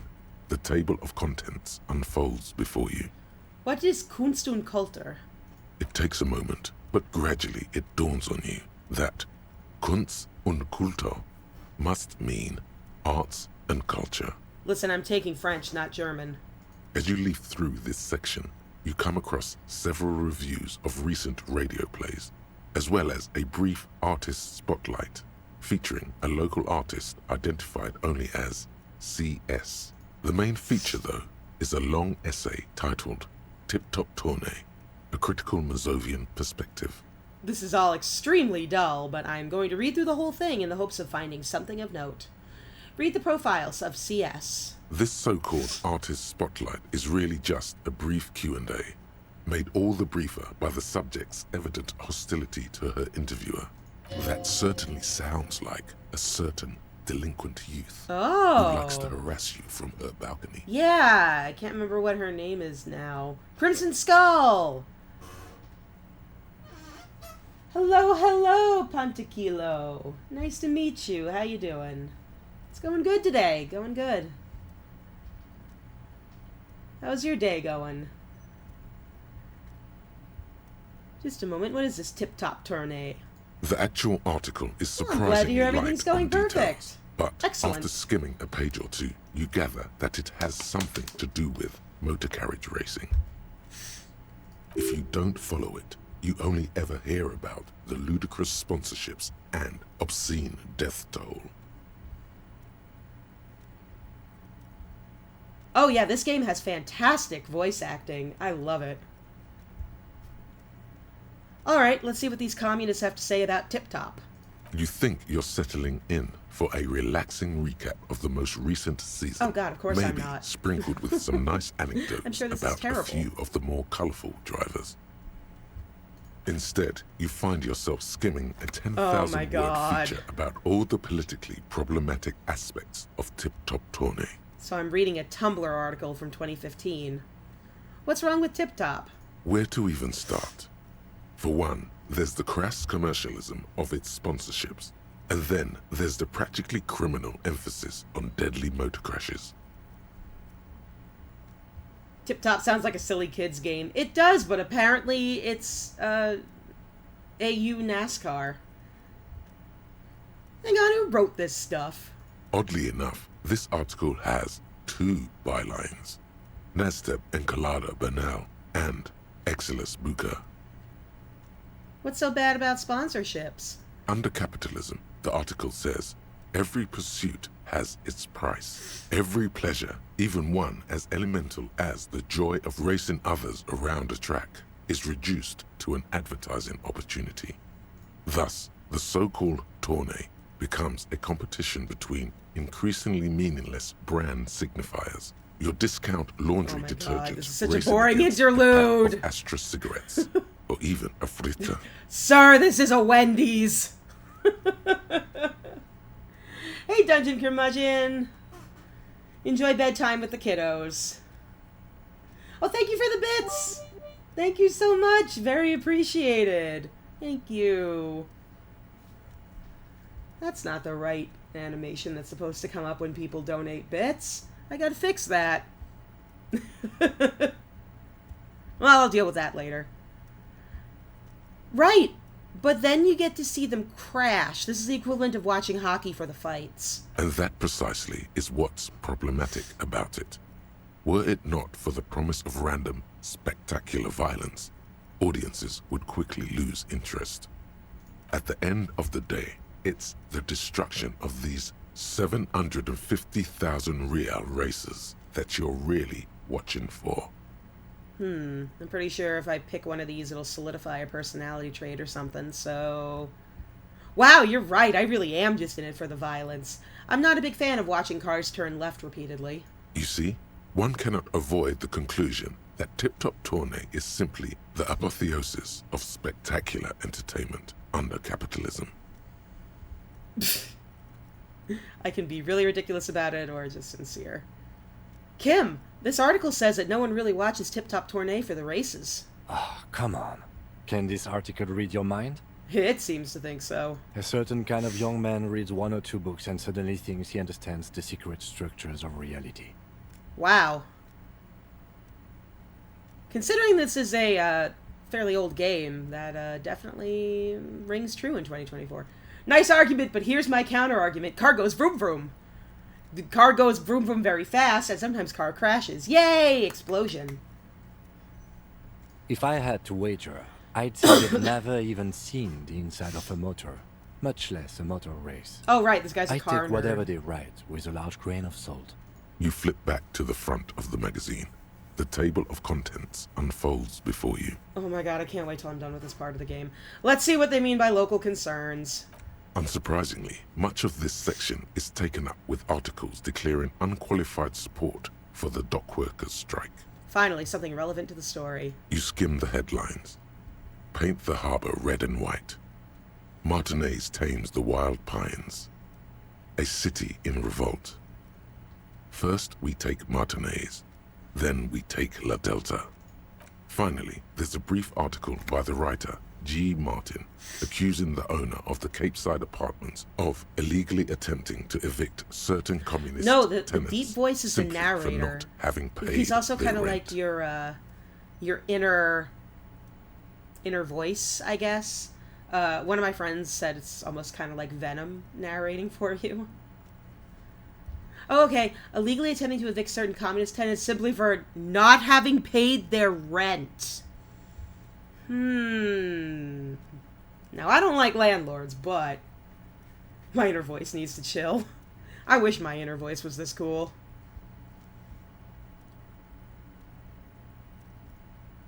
Wouldn't it be better for everyone if labor and capital could reach some reasonable accommodation? Why can't we just hold hands and hug? According to these editorials, there can be no accommodation with the forces of international capital or their mucilaginous allies in the coalition. Why do communists love puerile insults? And they wonder why they're always being left out. The same voice actor portrays the necktie. That's amazing. Yeah, I'm wearing a sentient necktie, by the way. Sometimes it says weird shit. This is a very normal game. You flip back to the front of the magazine. The table of contents unfolds before you. Okay, let's just put that away. I'm done reading it now. Goodbye. There's other stuff for me to look at in here. Someone left the coffee machine on. The dark liquid in the pot looks almost sentient. Drink it! Your inner voice is grim for Billy and Mandy. I loved that show. The bit with the with Billy going on about how something will destroy them all and just saying destroy us all repeatedly, and then it's like a montage of him throughout the day just repeating destroy us all, going through his usual everyday stuff.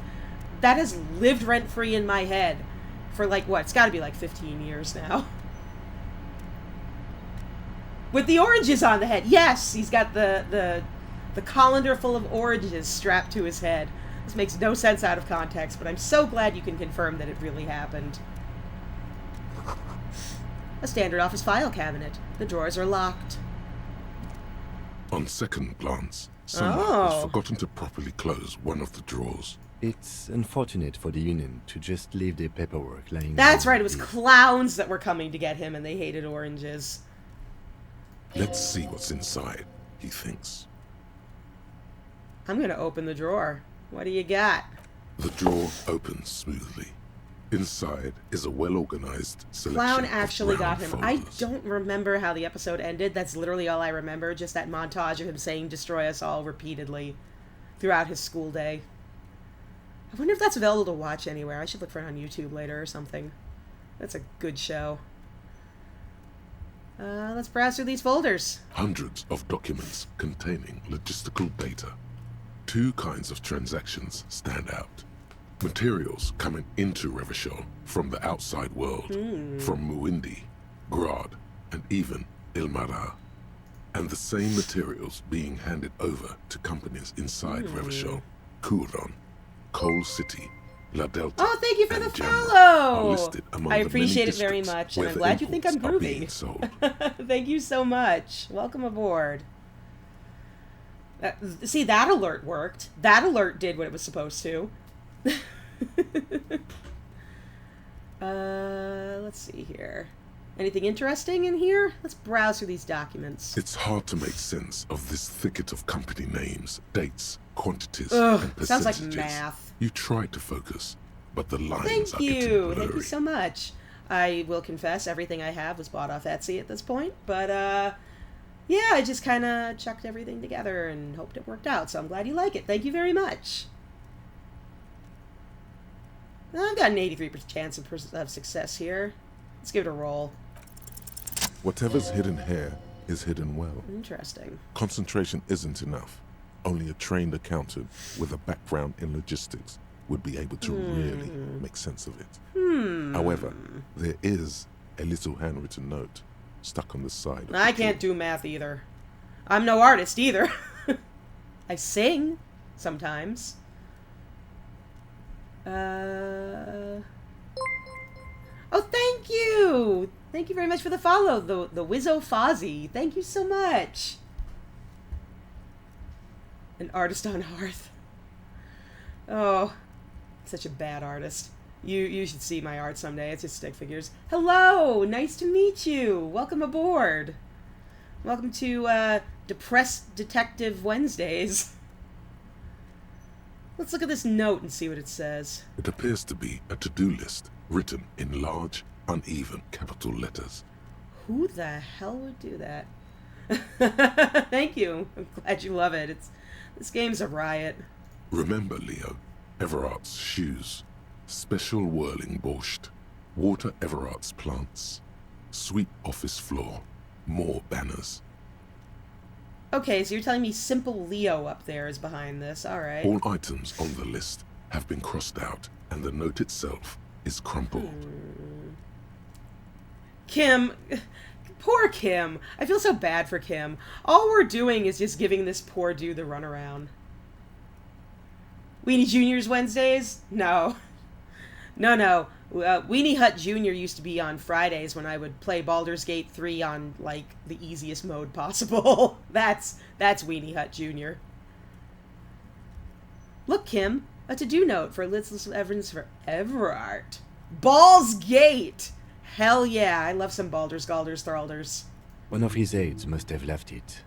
Nothing incriminating here. What is so special about this borscht? Code for drugs? Booze? Blood? It's probably just borscht. Ball's Gate? In my times, we used to call it chastity.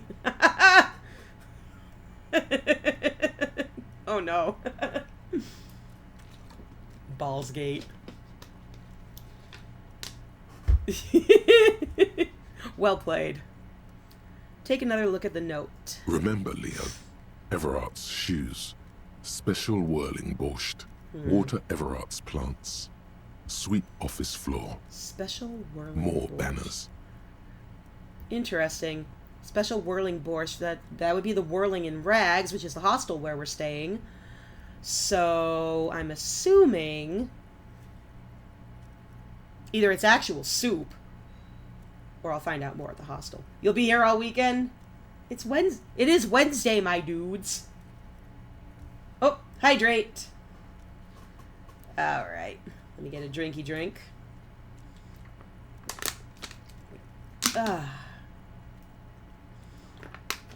This is the weirdest water flavoring. It allegedly tastes like Orange Crush, but not really. Yes, gotta stay hydrated. I am recovering from a cold. Also hydrate the plants. Water Everart's plants. I don't have any plants in here, though. I have cats, and one of them treats every plant like a salad bowl. Flavored water is a lie. Well, I mean, it's bottled water that I have put flavoring into. All items on the list have been crossed out, and the note itself is crumpled. Close the drawer. The drawer slides shut smoothly. Alright, we've investigated that. What else we got over here? A postcard. Le Jardin 21. What have I gotten done so far? Not a whole lot, to be honest. I've learned that my name is Harry Du Bois. I finally got someone to help me cut the body down. This is no detective. Where's the jazz? Hell yeah! Sweet shades! What? Let's see. The hat gives me +1 encyclopedia. Versus the... Oh, I can wear them both! Hell yeah! We fashion. Yeah, it's disco. This is Disco Elysium, not Jazz Elysium, my friends. Some medicine. Let's see, there's much else to do in here. I do not know enough about JoJo to know if that is true or not. I did actually once ask my brother-in-law to explain it to me, and he did it in the course of about 30 minutes, and I zoned out. Do I have a lurk thingy? You know what? You can try typing lurk and see what it does. I don't. Fantastic. That's another thing on the to-do list, but feel free to lurk. Enjoy your lurk. This is a Dewey typewriter. The model name is on the back. Every worker equals member of the board is written at the top of the flyers.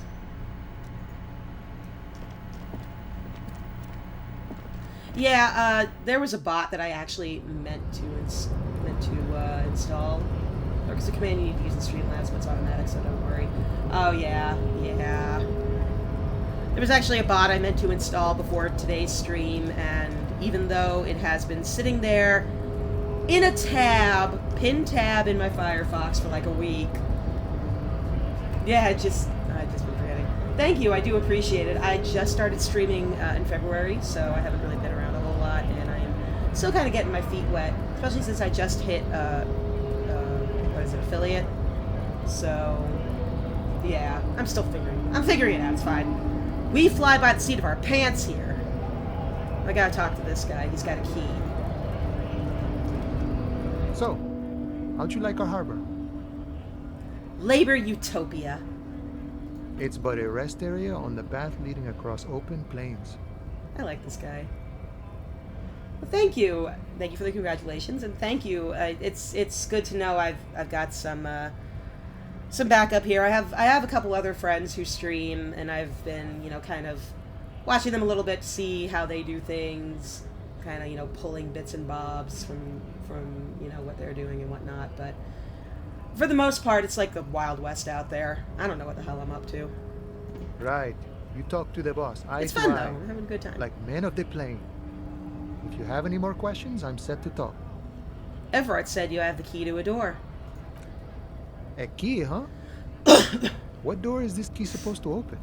He said it belonged to a weasel. Oh, say no more. I got you. He taps the side of his nose with a little wink. You can't see it with the avatar I have, but I'm definitely tapping the side of my nose right now as we speak. I got that key right here. And let me tell you, it's mighty good of you to help us out during the strike. Working class solidarity, as they say.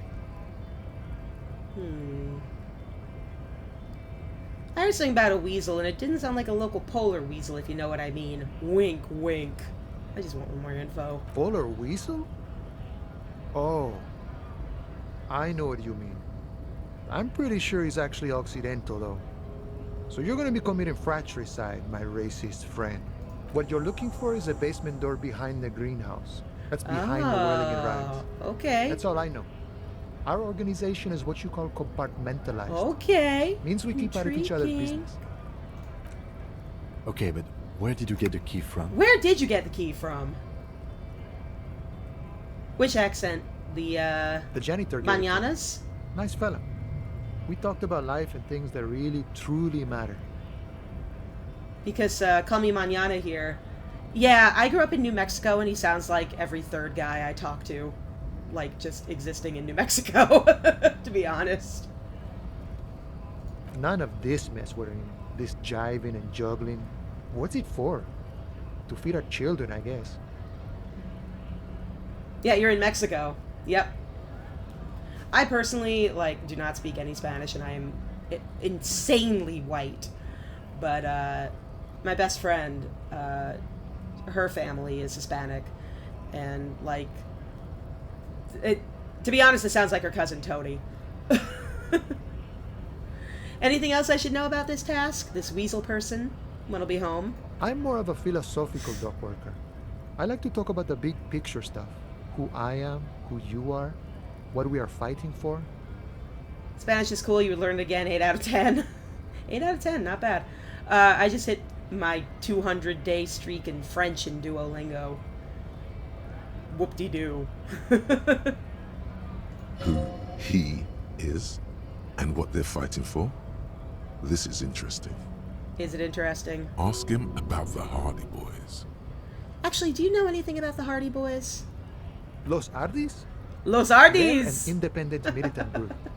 A bit too high-strung, but it comes with the responsibility. The more I listen to this man, the more my inner Albuquerque just wants to come out. They're sort of like you. Preserve the rule of law and all that. Except it's Everard's law. But really, they're just like you. They're just like me, for real, for real. Is he actually comparing you, an officer of the law, to some neighborhood vigilantes? The Hardy Boys sounds like an underground rock band. It does, and I know they're also like a duo of teenage detectives from a positively ancient book series. I never read any of the books, I just am aware of their existence. Let it go. I'm not gonna argue with this guy. He's nice. The man whispers a jaunty tune. A coastal breeze ruffles his hair. I like this man. He's nice. You don't read ever? Bless. Who needs to read? Why read? Why are you striking? We're negotiating our share. Your share? Aye.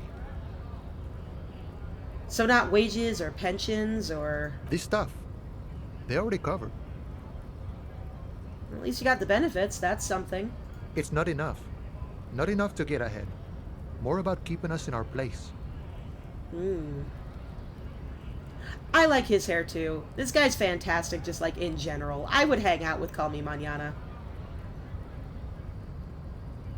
How large a share would you like? All of it. However, right now we want all the harbor workers to be on the company's board, so they could take part in the decision-making process. Are you a communist? No. I don't think I'm a communist. Seeing something of value and saying I want it all to myself is a much older and simpler notion. No science to it at all. Even a weak child can think it. The only things holding someone back are I can't and I shouldn't. Cool. I don't have anything to add to that. I am not a student of political science. And none of the above kind of man. No harm in The being... world's most laughable centrist. Defend the political center 7 times. Fantastic. I got the sorriest cop and the most pathetic centrist today as my achievements in this game. Fan-fucking-tastic. In real life, I am very much not a centrist, so this is extra funny. Uncle Sam would be disappointed. That's okay. Uncle Sam has disappointed me. The boss man, Everard. What can you tell me about him? I think it's best you make up your own mind now that you've met him. In my eyes, he is a capable organizer and a decent businessman. Really, because in my eyes, he's Jabba the Hutt. What does bossing the Union entail, anyways? I guess you kind of get to be the village chief. He oversees the harbor, makes deals with the owners or other relevant parties. Watches out for his own. By that, you mean corruption? By heavens, why would he not be corrupt? We live in a harsh and disordered world, see? And in this world, the old man is corrupt for our benefit, and we know it. Appreciate it even. He is, personally, not too lavish. That does seem lavish to me. The background colors, you think he's Chilean? You know, it's possible. This game actually takes place in an AU, so there aren't any, like, countries that we're aware of that exist in the game. But he could be from AU Chile. That does seem lavish to me. He is reasonably lavish, sure. That's his prerogative.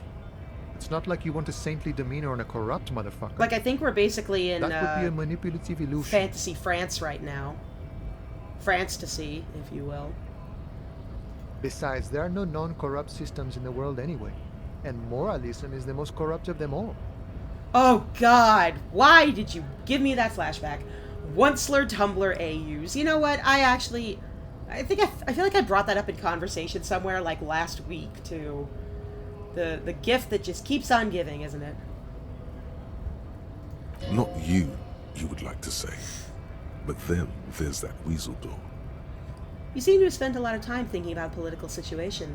Sure. I've had the necessary free time. The chains from the Fortunately, there's past. always time. Oh, God. Oh. Oh, the things I remember. The look in his brown eyes conjures up an understanding. For him, having command of his time is the most important thing. It all comes together now. The way he speaks about scabs, his general attitude. He's a follower of a 500-year-old Franco-Nigerian Boyadero code, itself an appropriation of Vespertine cool. I understood about half of that. That of a noble peasant, or a traveling Oh, I herdsman. gotcha. True to yourself, independent in your actions, loyal to your friends. That sounds fucking badass, honestly. Maybe I am a boyadero. The what, the who from what to what? Yeah, this game is really, like, heavily focused on the world building, and the world building involves, like, made-up countries and made-up political movements. It's a whole thing. Maybe I am a boyadero. No. I could. No. The man sits Fine. unready, his hands reaching far and wide. I just wanted to be Yet cool. it feels as if he could effortlessly go even wider, if need be. An endless torrent of time.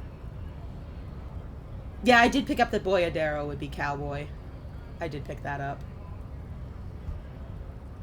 Any idea who killed the hanged man? The mercenary, eh? Who could have killed him? That's indeed the question. Why even do such a thing? The harbor is a prime area of suspicion. In your opinion, are the dock workers involved in the killing? What a thought! Why would noble workers resort to such a thing? Unless they were pushed, of course. Pushed how? Your dead guy was an enemy combatant. Hold up, what does that mean? He was an agent of the opposition, attempting to undermine our honorable efforts. I know we got a confession out of somebody last time, but like, what kind of game is going to give you a murder mystery and then, like, solve it on day 2? Do you think they have Dragon Ball in this AU? No, because everything is shitty in this AU. So they wouldn't have anything as cool as Dragon Ball, I guess. Did you kill him? I ain't the murdering type, but that's just me. Large organizations like our union. Yeah, sorry, have there's all no sorts of Goku men in this universe. with all sorts of skills. It's terrible. It's like a post-war nightmare with some sort of sentient fog creeping in. He means a more violent faction could easily take care of such a thing. I'm so sorry I ruined this for you. Understood. This has been of limited use. Still, thank you. No problem. I wish the best to you in your search. Sure, I'm glad it's not my search. Okay, bye. Alright, let me see what else I gotta do. I gotta go talk to Measurehead and get the body down. And open the apartment door for Everart. And find money for rent and pay Garta. Got it. I would love to chill with Manana. He's such a chill dude. Oh wait, I gotta go talk to fucking Measurehead. Measurehead, the giant racist man. I need to have a word with him.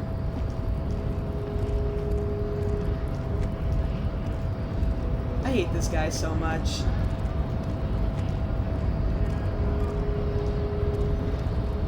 The unpromising race pupil returns. Measurehead is the new Resident Evil monster enemy. I mean, he's this guy, and this guy is terrible. Everard told you to help us get the body down from the tree. So it was. He also speaks You in all caps. surmounted the harbor wall in a display of athletic prowess to reach my superior. Then had him give me an order.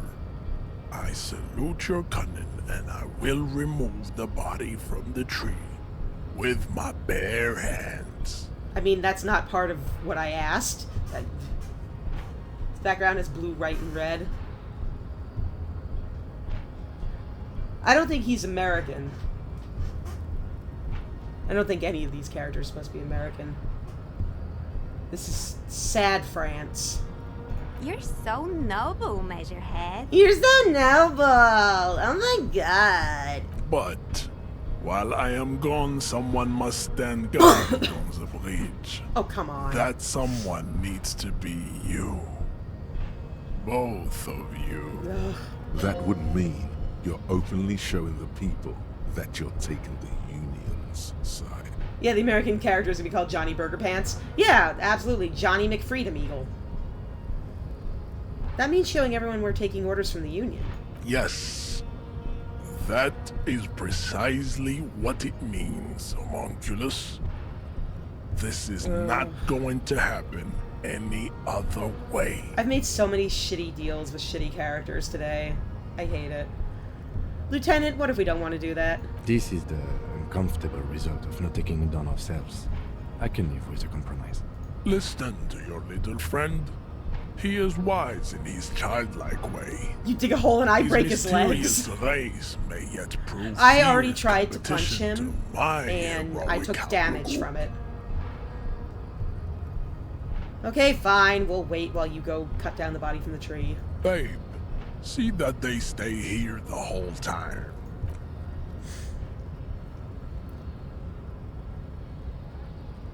Me hanging out here with my giant yellow gloves and my bag full of trash. If Goku was here, he would take care of him. Yeah, if Goku were here, The things would woman's be gaze better. follows Measurehead as he leaves. So, you guys are like cops or something? Why are you with Measurehead? Look at him. His craniometric perfection. Are you cops or what? We're just trying to keep things from going to shit. Have you ever thought that maybe things should go to shit? I'm Katya, by the way. That's a surprisingly deep statement for somebody who is apparently an airhead. You hear that? That sound. He's breaking something. Yeah, Jean-Luc must be really tearing it up over there. I wish I could see it. I also wish I could see it to make sure he's not doing anything sketch. Look at you! RCM rent-a-cops! Guarding that bridge like Everott's lapdogs! Is this where it's at now? The RCM is for sale! The separation point of this universe was Goku never being born! You know what? I believe it. We're gonna say that that is what happened. And who are you? What is your business here? Why are your clothes 4 sizes too small for you? Why are your clothes 4 sizes too small for you? That's none of your business. A shrill laughter interrupts you, echoing across Martinez. It's Kuno. Kuno! Then, Kuno is the worst child. I hate Kuno. We're probably gonna have to go deal with him again soon. the man turns to look behind him at the behemoth appearing around the corner, approaching him, walking past him.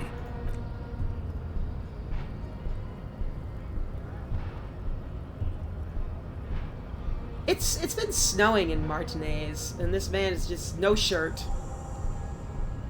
The corpse has Did you been kick his removed ass? from the No, I did not kick his ass. I Stand tried. down and congratulate yourself. You have On sided Admiral. with Ray's Yeah. victory today. Sorry.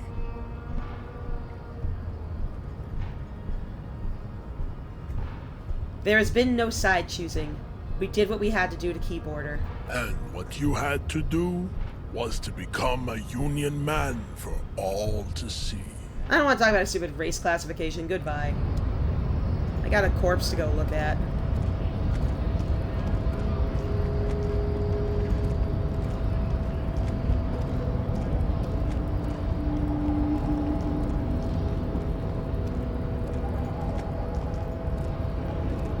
God, this place is a shithole.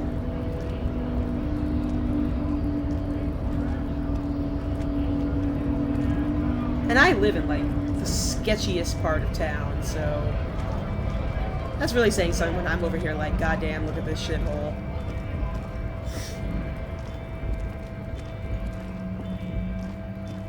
Hello, welcome back from Ad World. We got the dude to get the body down, and now we're gonna go look at a corpse. Fun times for everybody. Who doesn't love going to look at a corpse? Body work! Is Kuno still there? Please tell me Kuno's gone home. Oh, he's still fucking there! The world of Dragon Ball is a perfect government. There's just one person who runs it all, the king of the world, and he is a dog. Let's look at the body. I don't want to talk to Kuno. The corpse lies on the ground among the remains of an absolutely demolished pinewood branch. It's gently laid on one side. Well, it's down. Mr. Measurehead has done a good job. Nothing is too broken or Skill compromised. point. The victim is ready for a field autopsy. A field autopsy? Well, what a shame. Let's get the pigs. Yes. 1. Investigation of the scene. 2. Initial examination of the victim. 3. Field autopsy. 4. Field transportation of the autopsy. body That's to gonna the be morgue. fantastic. This body's We're been on hanging number for 3. days. The fuck are they on about? Shut up, Kuno! Oh, God! I would just drop kick this child. I would sell this child to Satan for a corn chip. Cop's gonna cut his shit up. And his stupid little friend. Don't we have someone else to cut this shit open? It's not about cutting. And no, you and I are detectives. The honorary rank of detective signifies our ability to handle the entire incident chain, from autopsy to cleanup to social work. Wait, honorary rank of detective? An honor and a burden attached to your rank once you've proven yourself able. Usually after 5 to 8 years of field work. Mine is lieutenant detective. I will allow the naughty word.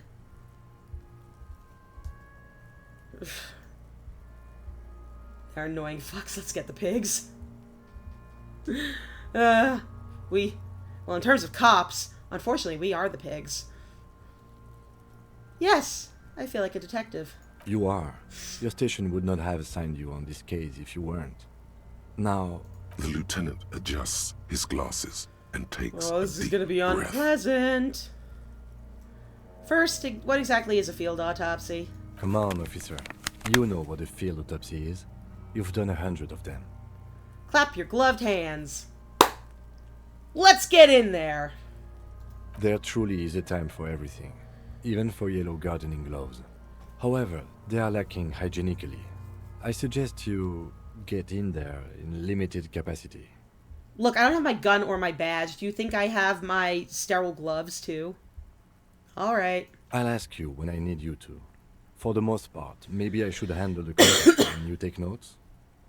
We just fill this in, right? Show him the big red field autopsy form in your ledger. That's right. You knew it because you inspected your ledger. The lieutenant is relieved you know the protocol. Things you can say while in bed and while doing an autopsy. Let's get in there. Also, this looks diseased. Open your ledger at the field autopsy form. The dead man stares in silence as you crack open the ledger. The bright red paper is covered in boxes and lists, describing the condition of his skin and organs in 3 parts. Above those, an 11-field info form needs filling out first. It begins with... I'm going to be thorough on my paperwork. Number 1, assistant. That's you. Write Harry Du Bois, because as I learned today, that's my name. The corpse is indifferent to your scribblings. Just lies It's a there. corpse. What do you the expect? Next box says... Coroner's case number. KK57-0803.0815. He had it memorized. All right. Next. Name. NA. Next. Date of birth. NA. Age. Roughly 50. Nerd. I know. But, you know, I was a science student when I was in college, before I dropped out. And old habits die hard. Right, approximately 50. The corpse looks ageless, like meat on a hook. Oh, him? Yeah, well, Kim is definitely a nerd. Big nerd. Race. Mondial. Write it down. I don't know what that means, but sure. The pudgy mess of curdled meat looks neither Curdled mondial meat. nor anything other. The writing in this game is something else. Sex. No, he's dead. Fucky, fucky! Oh my god, no, I feel bad about making that joke because the stupid little child made the joke. Male. Pigs can have sex! I can write fucky fucky. Pig's gonna have sex, or I will write male. Nor does he look male, with his pregnant belly and indistinguishable face. Date of death. We're still going with March 4th. 51. Yawning so much. 4/3/51. Oh, we're doing European date styling. That makes sense. What else? 9. Body identified by is non-applicable. 10. Case number is the same as the coroner's case. KK57-0503 0815 listens, motionless, with the cargo belt still around his neck. Only one box remains. Evidence of treatment. None. At least not after the initial examination. You do that in Latin America too? Yeah, I think everywhere except, like, the United States and Canada does it that way. I just get confused when, like, they're obviously interchangeable. So I had to stop for a moment and think about that. Yeah, well, American exceptionalism, woohoo. A strange word. Treatment. What exactly is treatment, anyway? Interfering with the body's position or wounds post-mortem. Oh, okay. How did you not know that? Aren't you a cop? You're leaving a weak impression here. Say something sure-handed. Freedom numbers! Hell yeah, freedom numbers. Don't overdo it. It's okay to be unsure. I agree, Lividity pointed to a lynching. That's actually something intelligent, so I'm going to say it. Then again, the right lividity is easy to produce if you know what you're doing. He places his hand on the dead man's chest as if in preparation. Your central nervous system recognizes this gesture. It's the stations of the breath.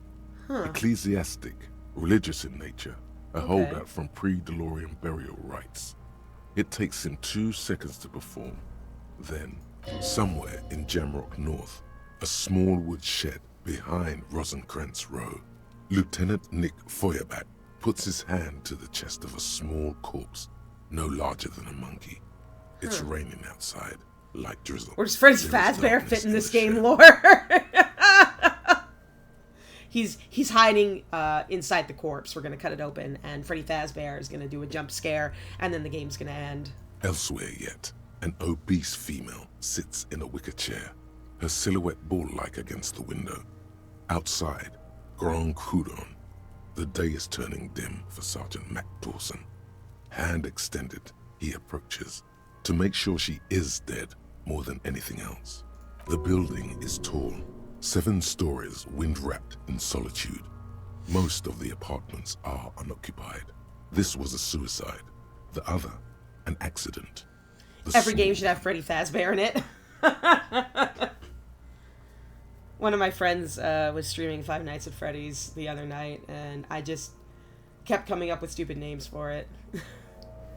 Going to Five Guys with Freddy Fazbear.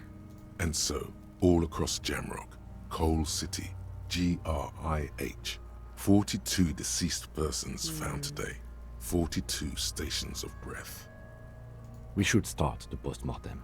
If Freddy Fazbear starts running, does that make him Freddy Fazbear? No, that's his crossover with Sonic.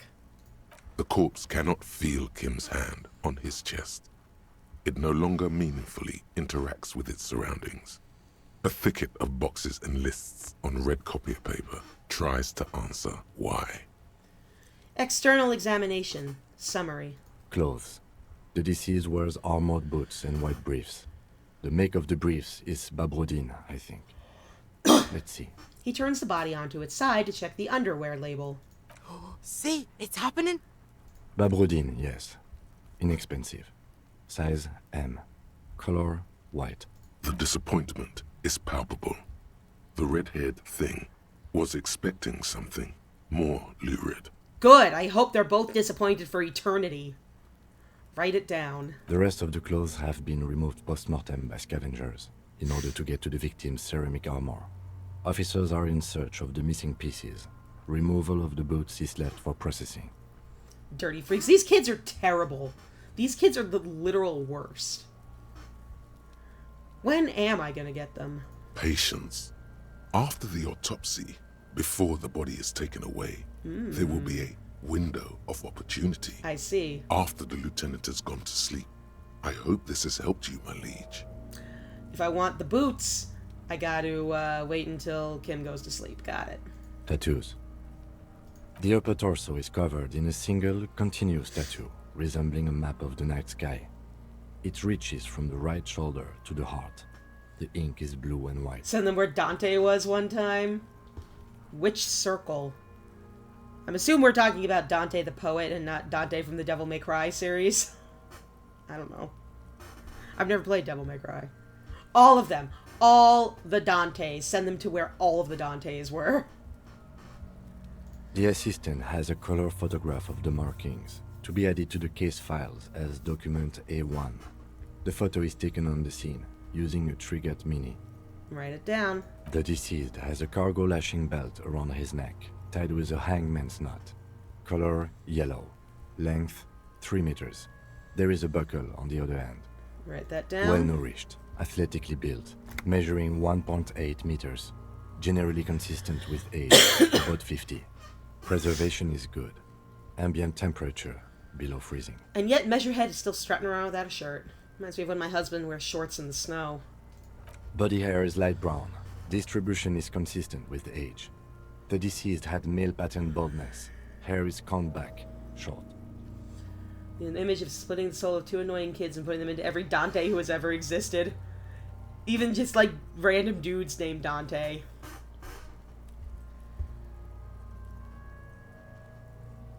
Touch the corpse's hair before moving on. The hair under your latex fingers feels cold to touch, wet. Stroke his hair gently. The stench is suffocating.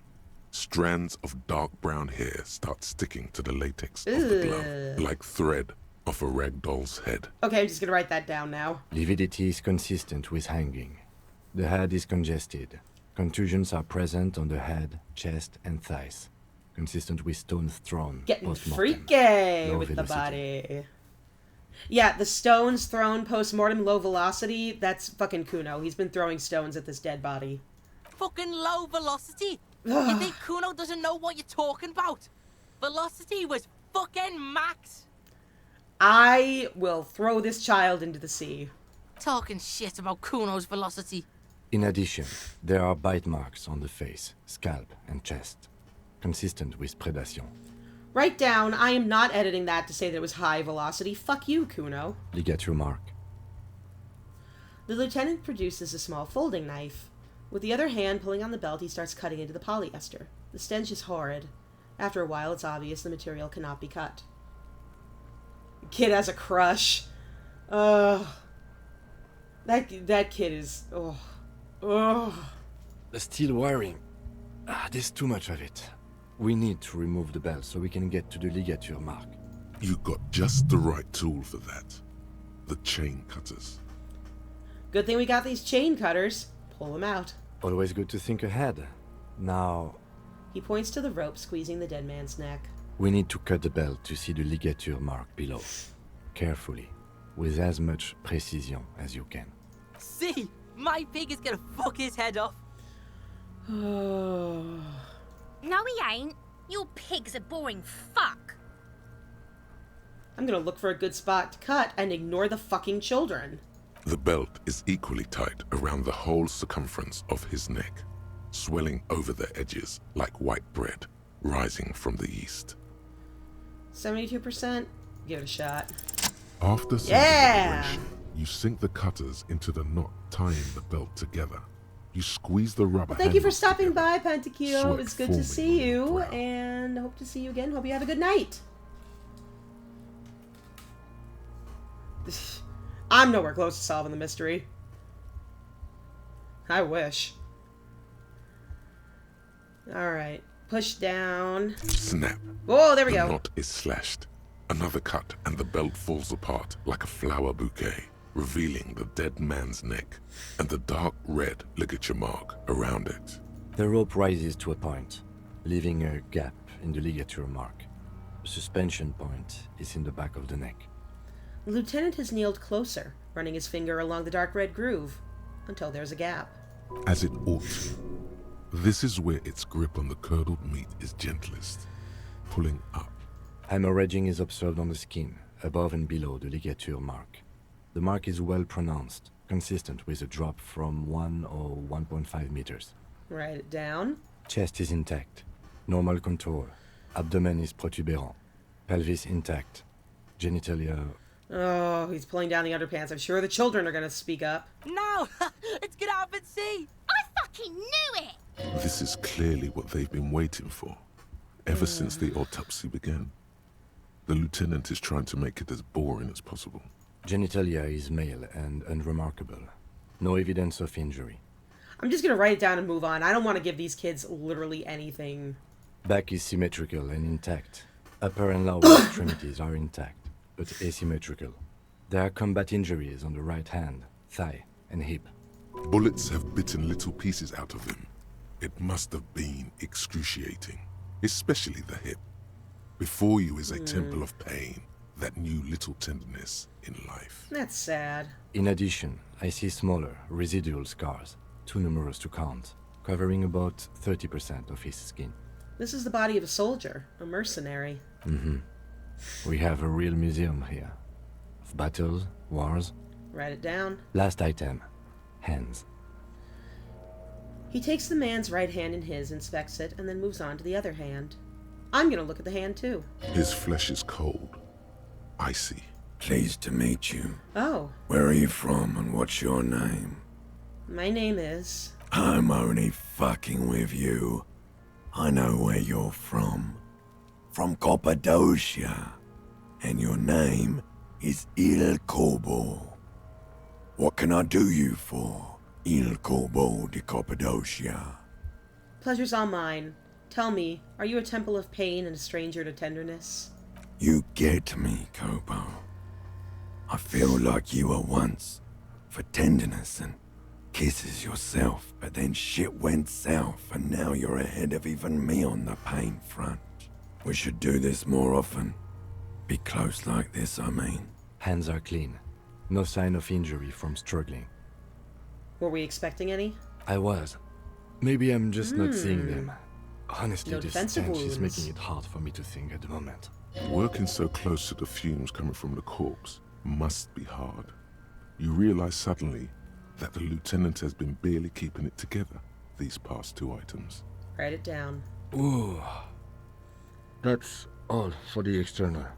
Well done. What next? Oof. Internal examination summary. Central nervous system. I have nothing. Do you have anything on this man's central nervous system? We're not cutting him open, how do we know? You don't even have a joke. Nope. Musculoskeletal. Purge fluid is coming from the mouth. Not injury related. Eyes and tongue protuberant. Hyoid bone. Let's see. So with the hyoid bone, which is in your throat, you will expect to find it cracked or fractured in the case of strangulation. The hyoid bone is also a bone that allows humans to speak. It is instrumental in forming speech. That's been your nerd moment for the day. With his eyes almost closed, the lieutenant puts his hand on the dead man's throat and begins to massage it, gently. A rotting smell erupts from the mouth. Purge fluid runs Ugh. down his lips, Gross. black and viscous. Yeah, jack that fucker off!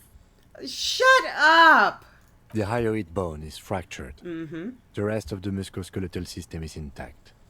Unremarkable. Like I said, if you're strangled, you will find a damaged hyoid. Respiratory system.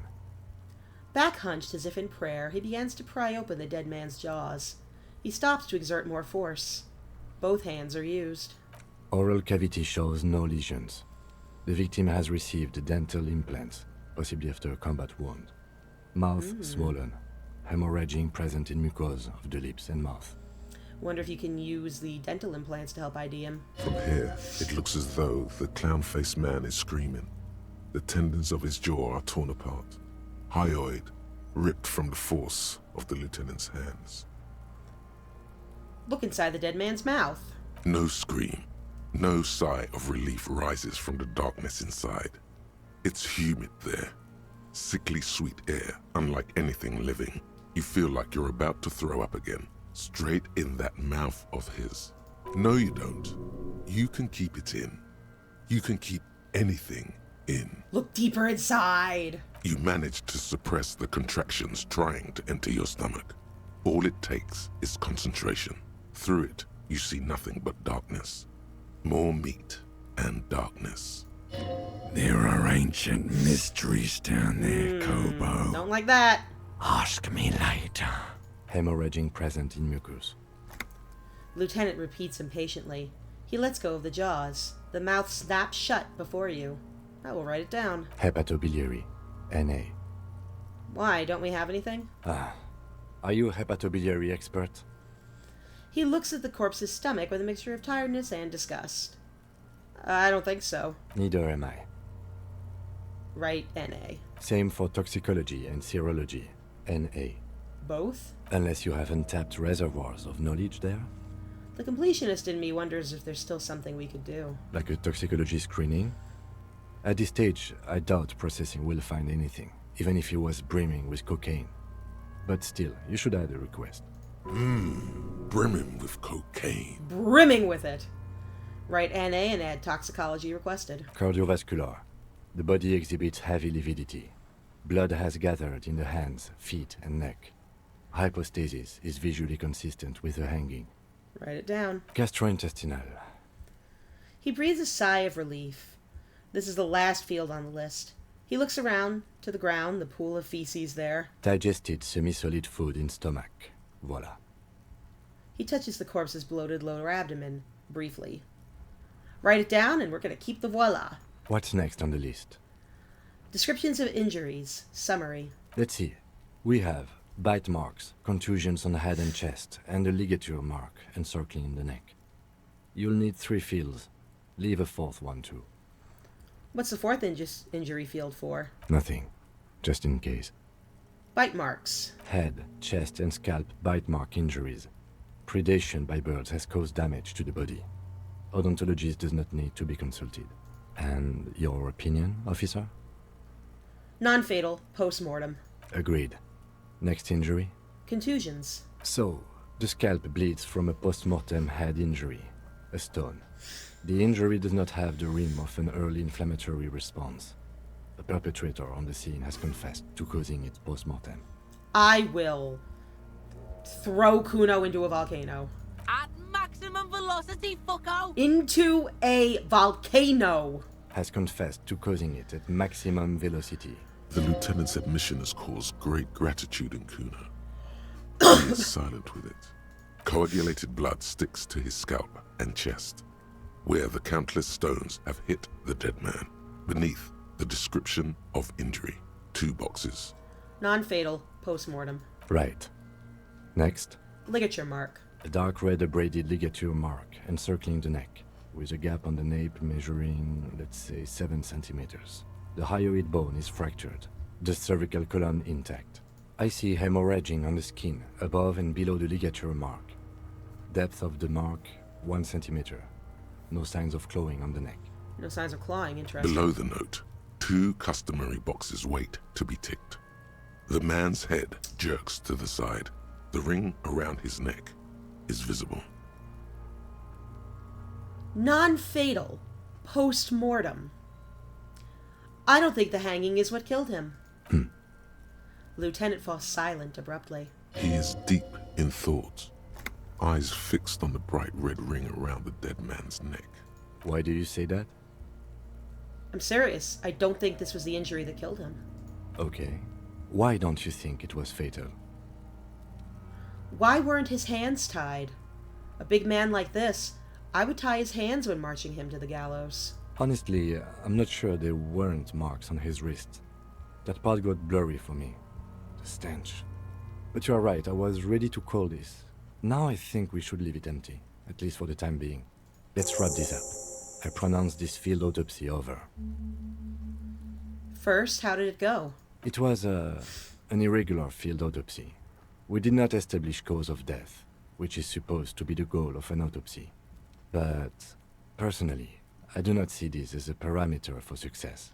I'm just thinking, this big, battle-hardened dude, if you're hanging him, first of all, he would be clawing at his neck, and there's no evidence of any defensive wounds on his hands.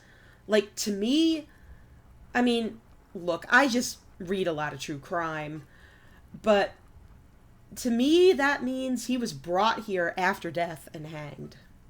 We also requested a toxicological screening. That was thorough.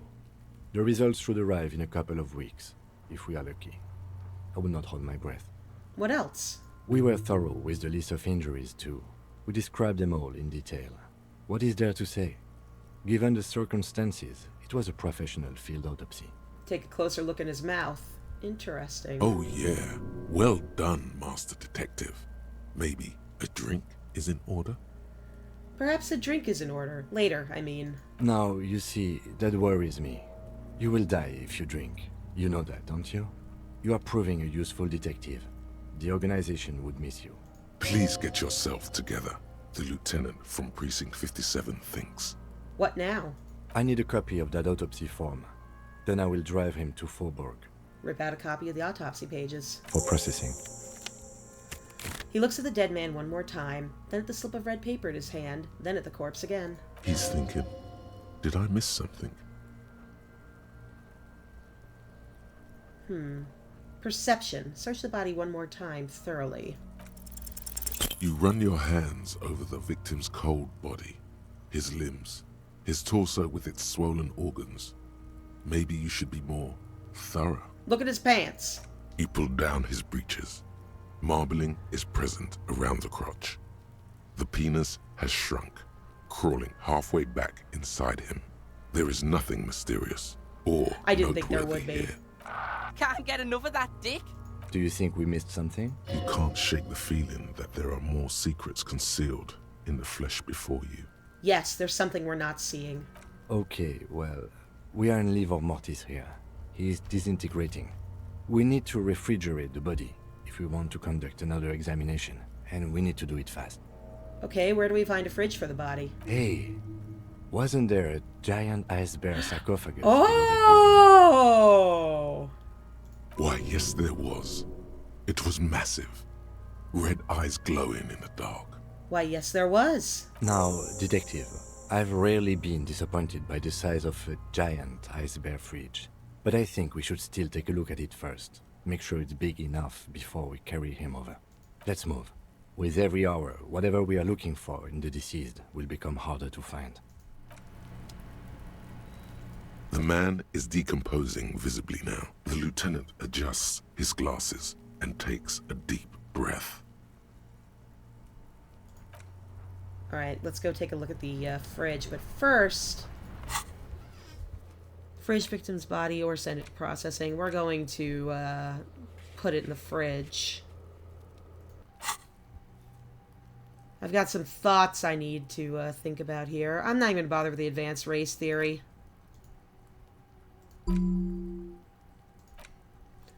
But I am going to think about coach physical instrument. See if we can get anything out of that. Meanwhile, let me look at my tasks here. See what I should look at. What have I got in terms of white checks? Damaged ledger.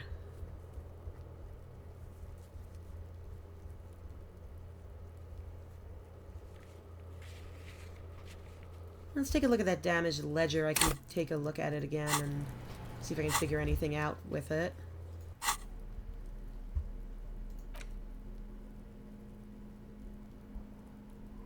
Where is my damaged ledger anyways? There it is. It's the ledger you found in the trash. A cabbage of papers hanging from the board, with the permeables drawer inside. It's barely held together by a clip, then made complete by the faint smell of urinal cleaner. Can I read the case files now? Yes. Yes! At last, Haha! you find a way to piece them together using the alphanumeric code on the margin. HDB 41, date of initialization and time of arrival on the scene, followed by the title. For example, HDB 411 Harry Du Bois. 2011700. The Next World Mural. HDB 41, weren't those officer precinct? Why, yes, your precinct number is 41. And HDB? Every last alphanumeric in the files begins with it. And these are your case files. Yep. It's safe to say Harry Du Bois. HDB are your initials. Harry Du Bois. HDB. Still feels like there's something missing from that. The Next World Mural. You know what? Actually, I can revisit this. Not Put that much away has for now. changed in the meanwhile. Because we gotta get that body to the fridge, like, stat.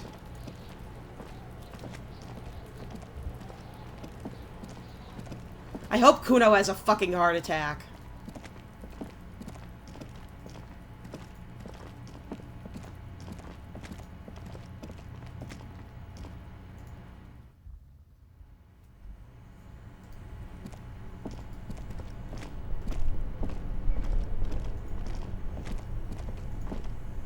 Alright, where's that fridge?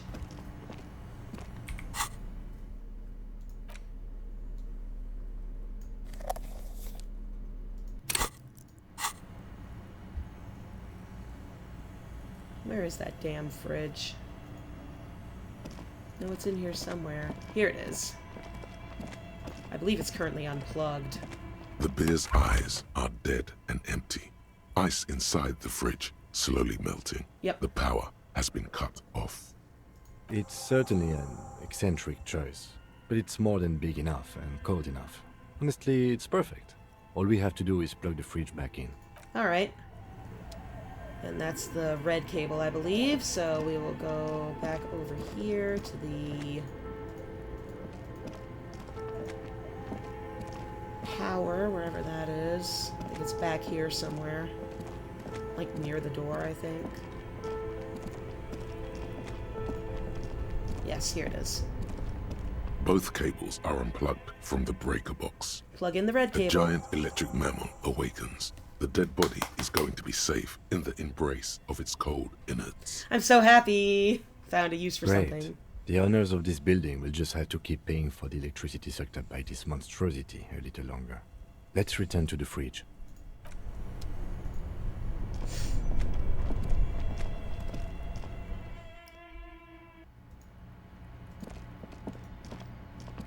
Oh, it said return to the fridge, not return to the body.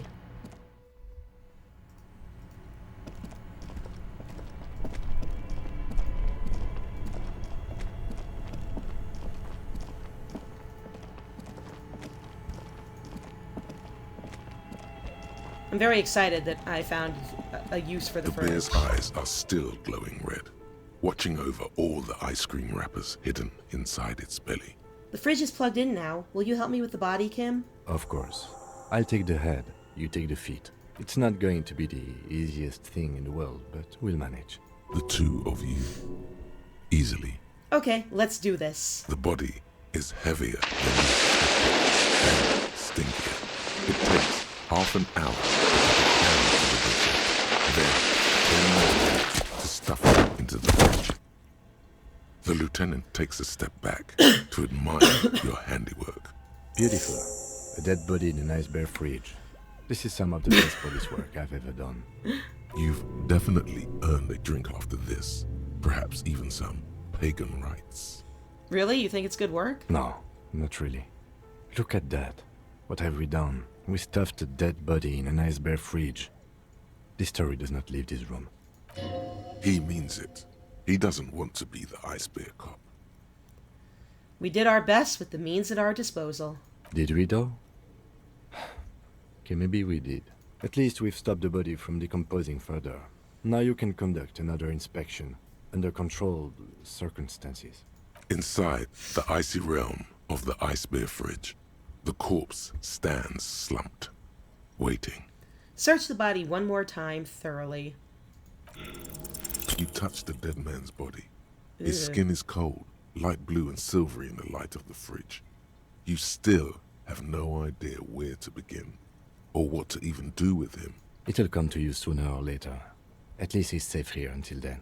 Tell me something, dead man. Shoot, Looney Rooney. At the autopsy, you said you have ancient mysteries. Oh yes, Kobo mi Lobo. In the gift horse's mouth. Tracts and wakes and waterways.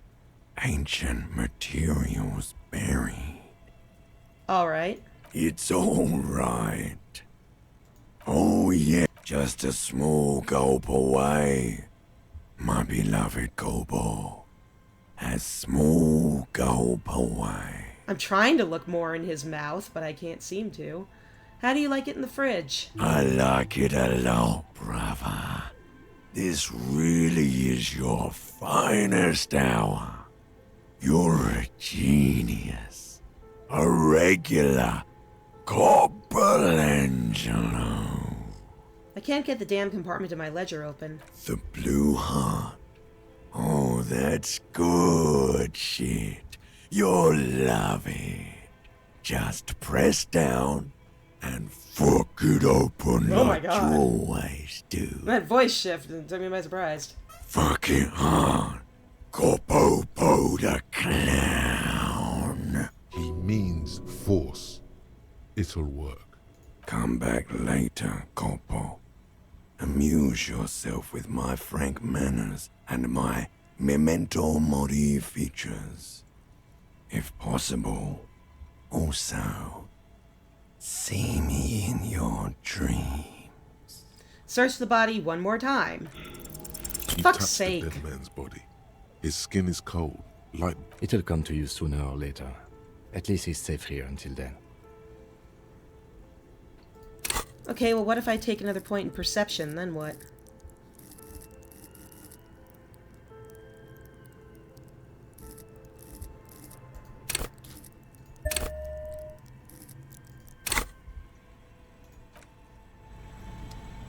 The bear's eyes are still glowing red.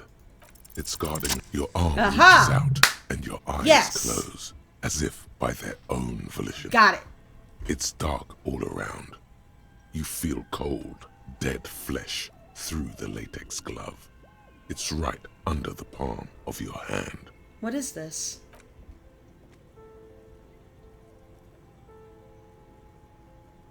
His face, his cheeks, his nose, his fat, swollen lips. Like a rubber spider, your gloved hand crawls on his features. Everything is silent, all around. Put your fingers in his mouth.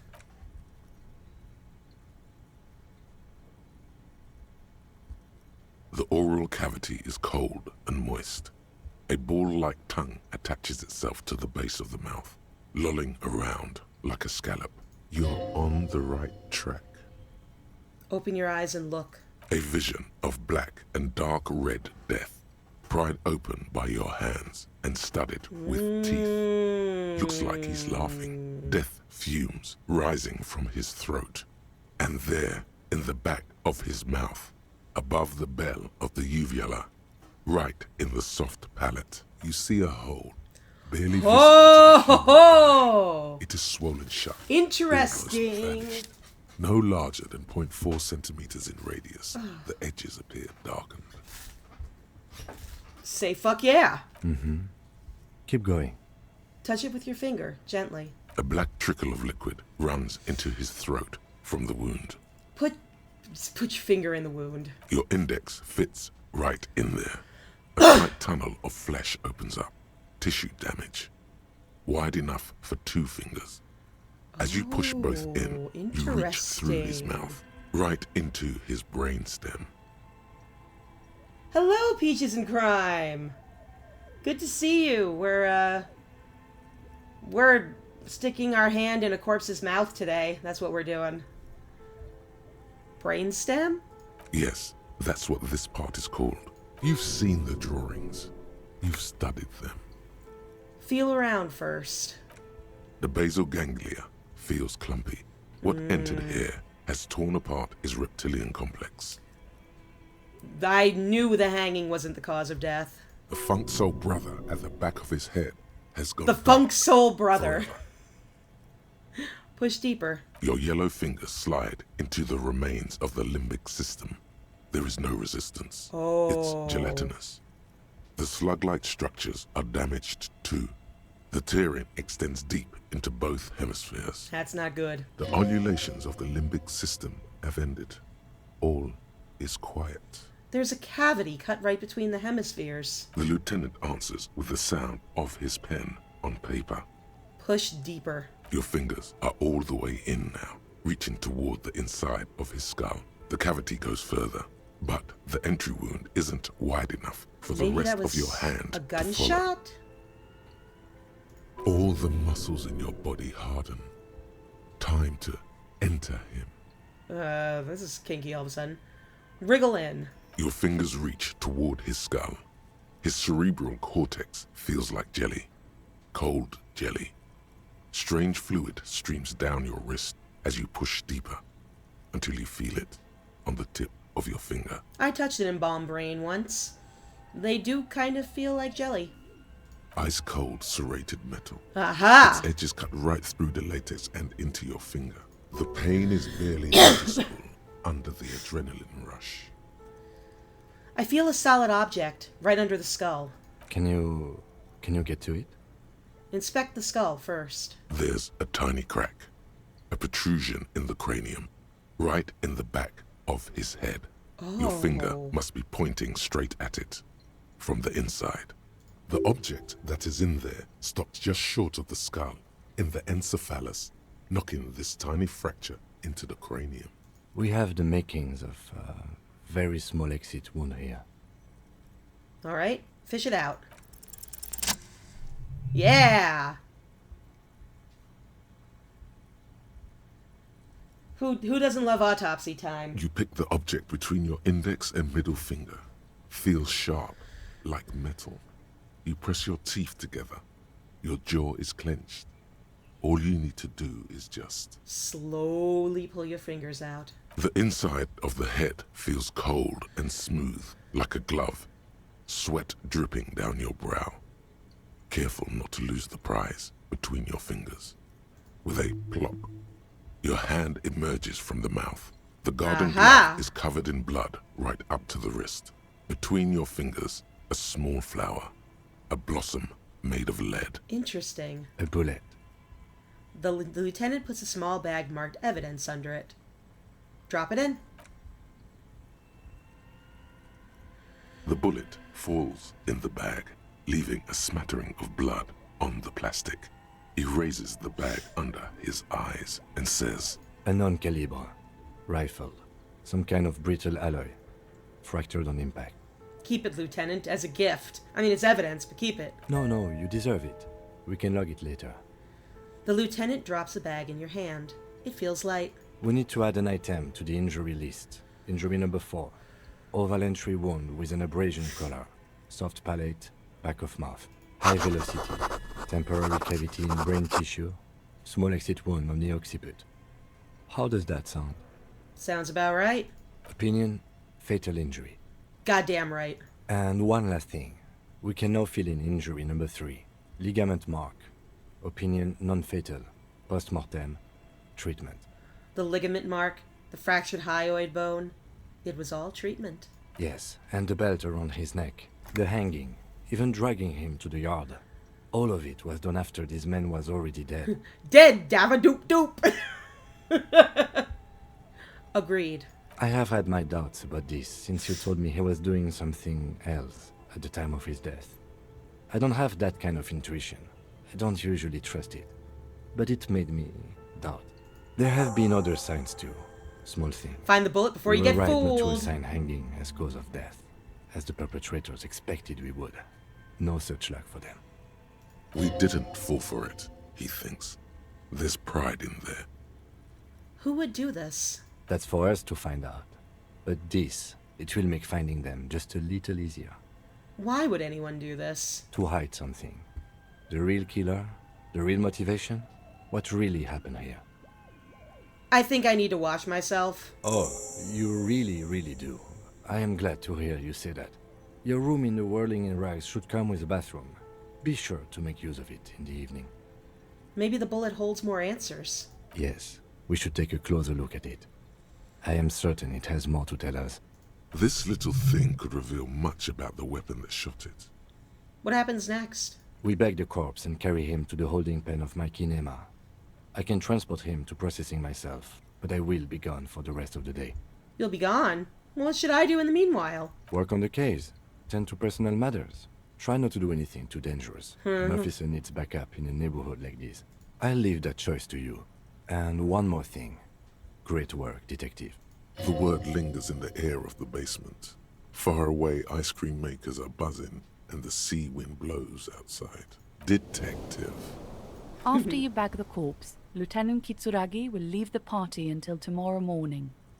You can do side tasks, and even the main case, but it might be more difficult. Plan his exit accordingly. It said that if I want to try to remove the dead man's boots, I should come back after he's asleep, but before it's taken off to processing.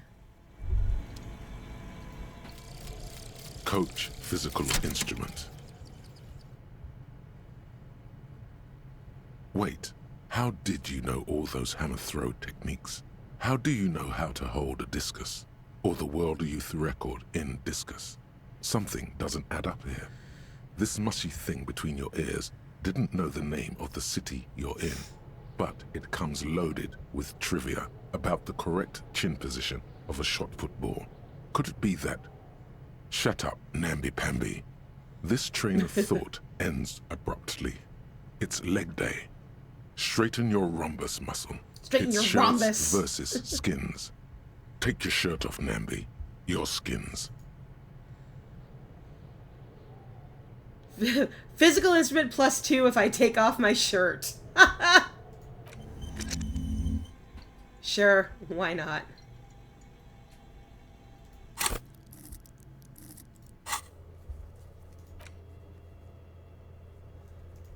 Let me see here. I'm gonna pull up my pain threshold, I think.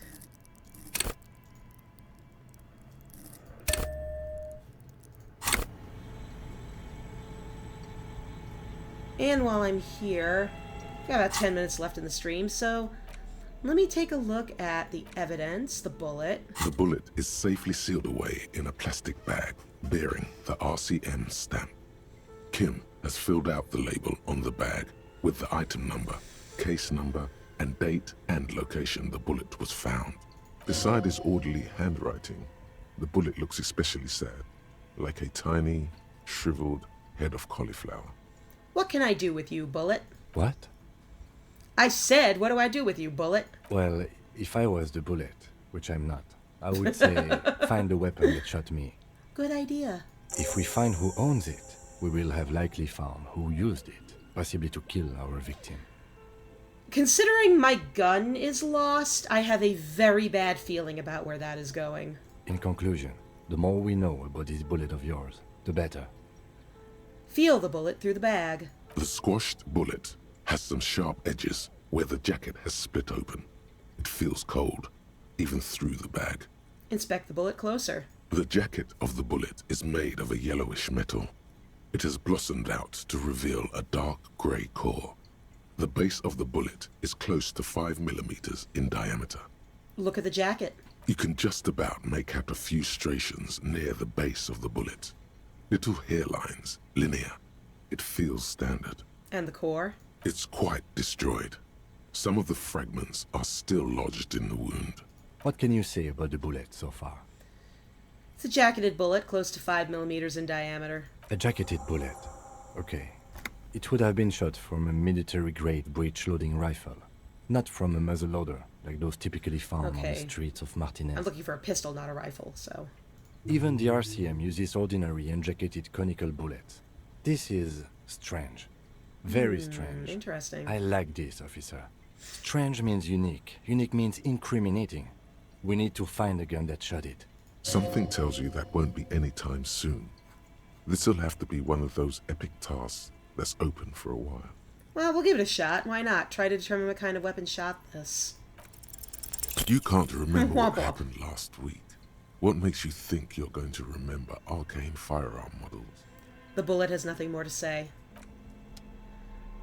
But the ledger I can interact with. It's the ledger you found in the trash. A cabbage of papers hanging from the board, with the permeables drawer inside. It's barely held together by a clip, then made complete by the faint smell Let's see if I of can open the urinal compartment. cleaner. Just read. Aha! The two sides of the board are slightly misaligned, like a drawer that's come off the slides. All you need to do is bend the plastic on your knee, slowly. The slides snap back into place. It should be possible to just, open it. without resistance or sound. The two panels move against each other. The compartment is now open. What's inside? 2 ticket stubs and a handmade postcard. Wow, option 3 here. Fucking kill yourself, you asshole. Okay, pick up the ticket stubs. 2 octopuses are smiling, reaching their tentacles toward each other in the colored pencil drawings. Huh. The tickets permit access to the zoo in Revachol East. The aquarium costs extra. These let you go there, too. Interesting. Pick up the card. Thin wax paper has been glued to a piece of cardboard. Sounds like leaves rustling when you pick it up. You see violet flowers, floral patterns, patches of glue. Smell it. Give it a good whiff. It smells of chewing gum, apricot flavored. Apricots. A touch of cinnamon, the end of summer. You think the label says tutti frutti. Open it. Familiar handwriting lines the inside of the card. Oh. Looped, round letters in a woman's hand. A young woman in her 20s. There is care, effort, and a smile, you think. Although that is not something you can read from someone's handwriting. Harry, it begins. You're already reading. I wanted to write you a letter so you can read it when you wake up. Oh, no. Maybe it will make you happy. Throw it away, please. Keep reading. Your hand shakes, holding the card. Every morning when I step out and you're asleep behind me, it says, I find a little piece of sadness in me. I carry it in my chest, down Voyager Road. Oh no. Every step I take, it grows. By the time I reach the fuel station, it has filled me entirely. I step onto the light rail and look back. Sparks fall from the bow collector. I know it will be like this until late afternoon, when I get off the 42 and walk back to you. Oh, this man had a wife. Keep reading. You. Every step I take will get lighter. It almost makes me run. Sometimes I do. I can't believe I met you. I can't believe the happiness I feel with you. You have a vast, vast soul, and I will always come back to it. I'm tearing up over here. Oh my god. Kisses, kisses, kisses. You feel the air sucked out of your lungs and the blood sucked out of your head. Everything around you gets dark. Small white dots appear. You feel the ledger slip from your hand. No. Hold on. Hold on. To what? There's nothing. Detective, is everything all right? All right, well, I guess I'm just going to collapse.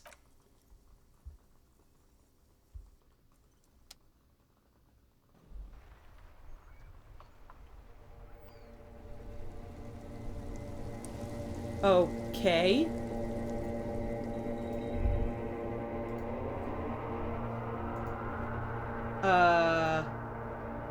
Oh, it's a loading screen. I was like trying to click it and I'm like, what the hell's going on? Begin. There is nothing. Again. Wait, did I just start this game over? Nothing? Nothing sad, brother. No treachery. Cutscene, just okay. blackout. I thought it absolutely just, like, started the game over. Just lie there, passed out. Well, almost nothing. There is the ground below you. That's My still chair's there. sinking down And the again. small light that's on, fluttering, somewhere in the basal ganglia. Who's that? That's me. Blue eyes, that's me. And who was that? Who was what? He speaks of the sickening longing, the unwell emotion. Even in the darkness, he's grasping for it. Losing my voice here. Still trying to hold on to the great sorrows slipping in the water.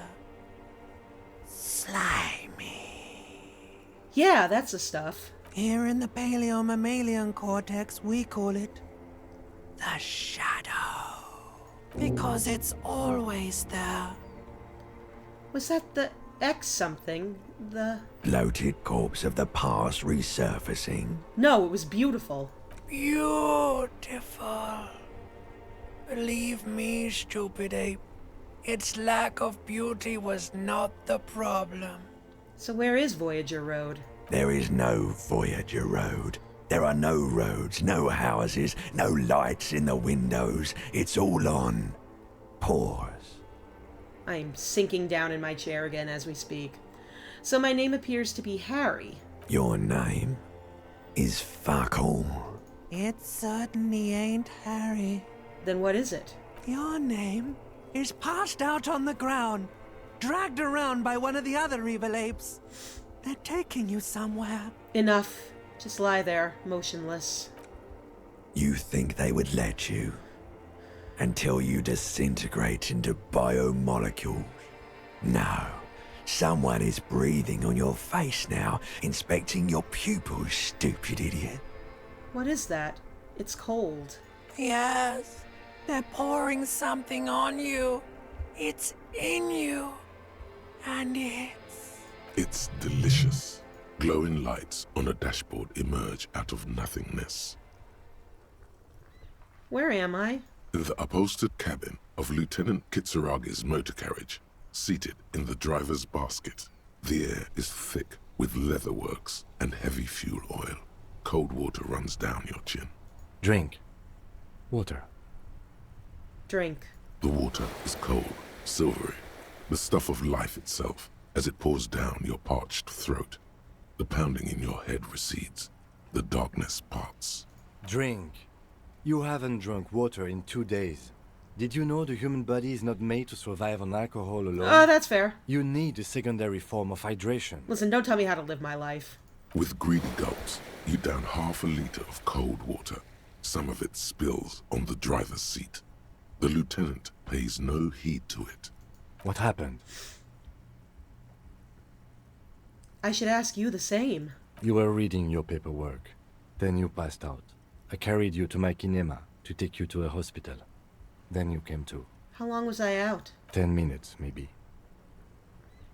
I came in contact with the burnt-out ruins of the past, Lieutenant. That does sometimes happen. He hands you the remains of your ledger. You dropped these. Are you okay to proceed? Just nod. Good. The Ledger of Failure and Hatred is a special item that can be used both as an interactable and a tool equipped in your held slot for skill bonuses. Find it under the Tools tab in your inventory. Let's take a look at that, shall we? I'm curious now.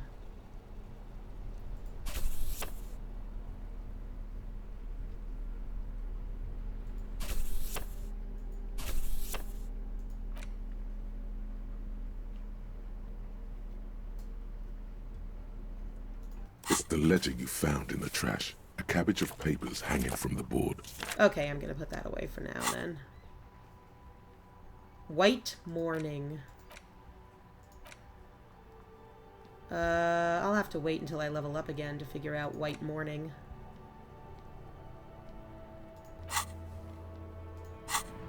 And in any case, it is past the 3-hour mark now, so I believe it is time to wrap up the stream for the night. So thank you very much for coming out to join me for another round of Disco Elysium. We've made some progress today, haven't we? We've actually, I think we're actually getting started to, solve the case, as well as figure out what's going on with me, with Harry. Yeah. So, let's see. Friday, I will be back at 6:30 Central with Star Wars The Old Republic. I am doing a smuggler run. And then Monday, I will probably be back doing Warhammer 40k Rogue Trader, which I kind of took a break from because I needed a break from the Grimdark. And also from reading aloud so much because I was sick. And Wednesday will be Disco Elysium again, so thank you so much for coming. If you'd like to see when I'm going live, get notified, and also know when I am canceling a stream, as I did all last week because I was sick, you can hang out in my Discord. And yeah, that's about it. I will hopefully see you on Monday. Or Friday. I know what day of the week it is, I swear. Thank you so much for hanging out with me, and good night.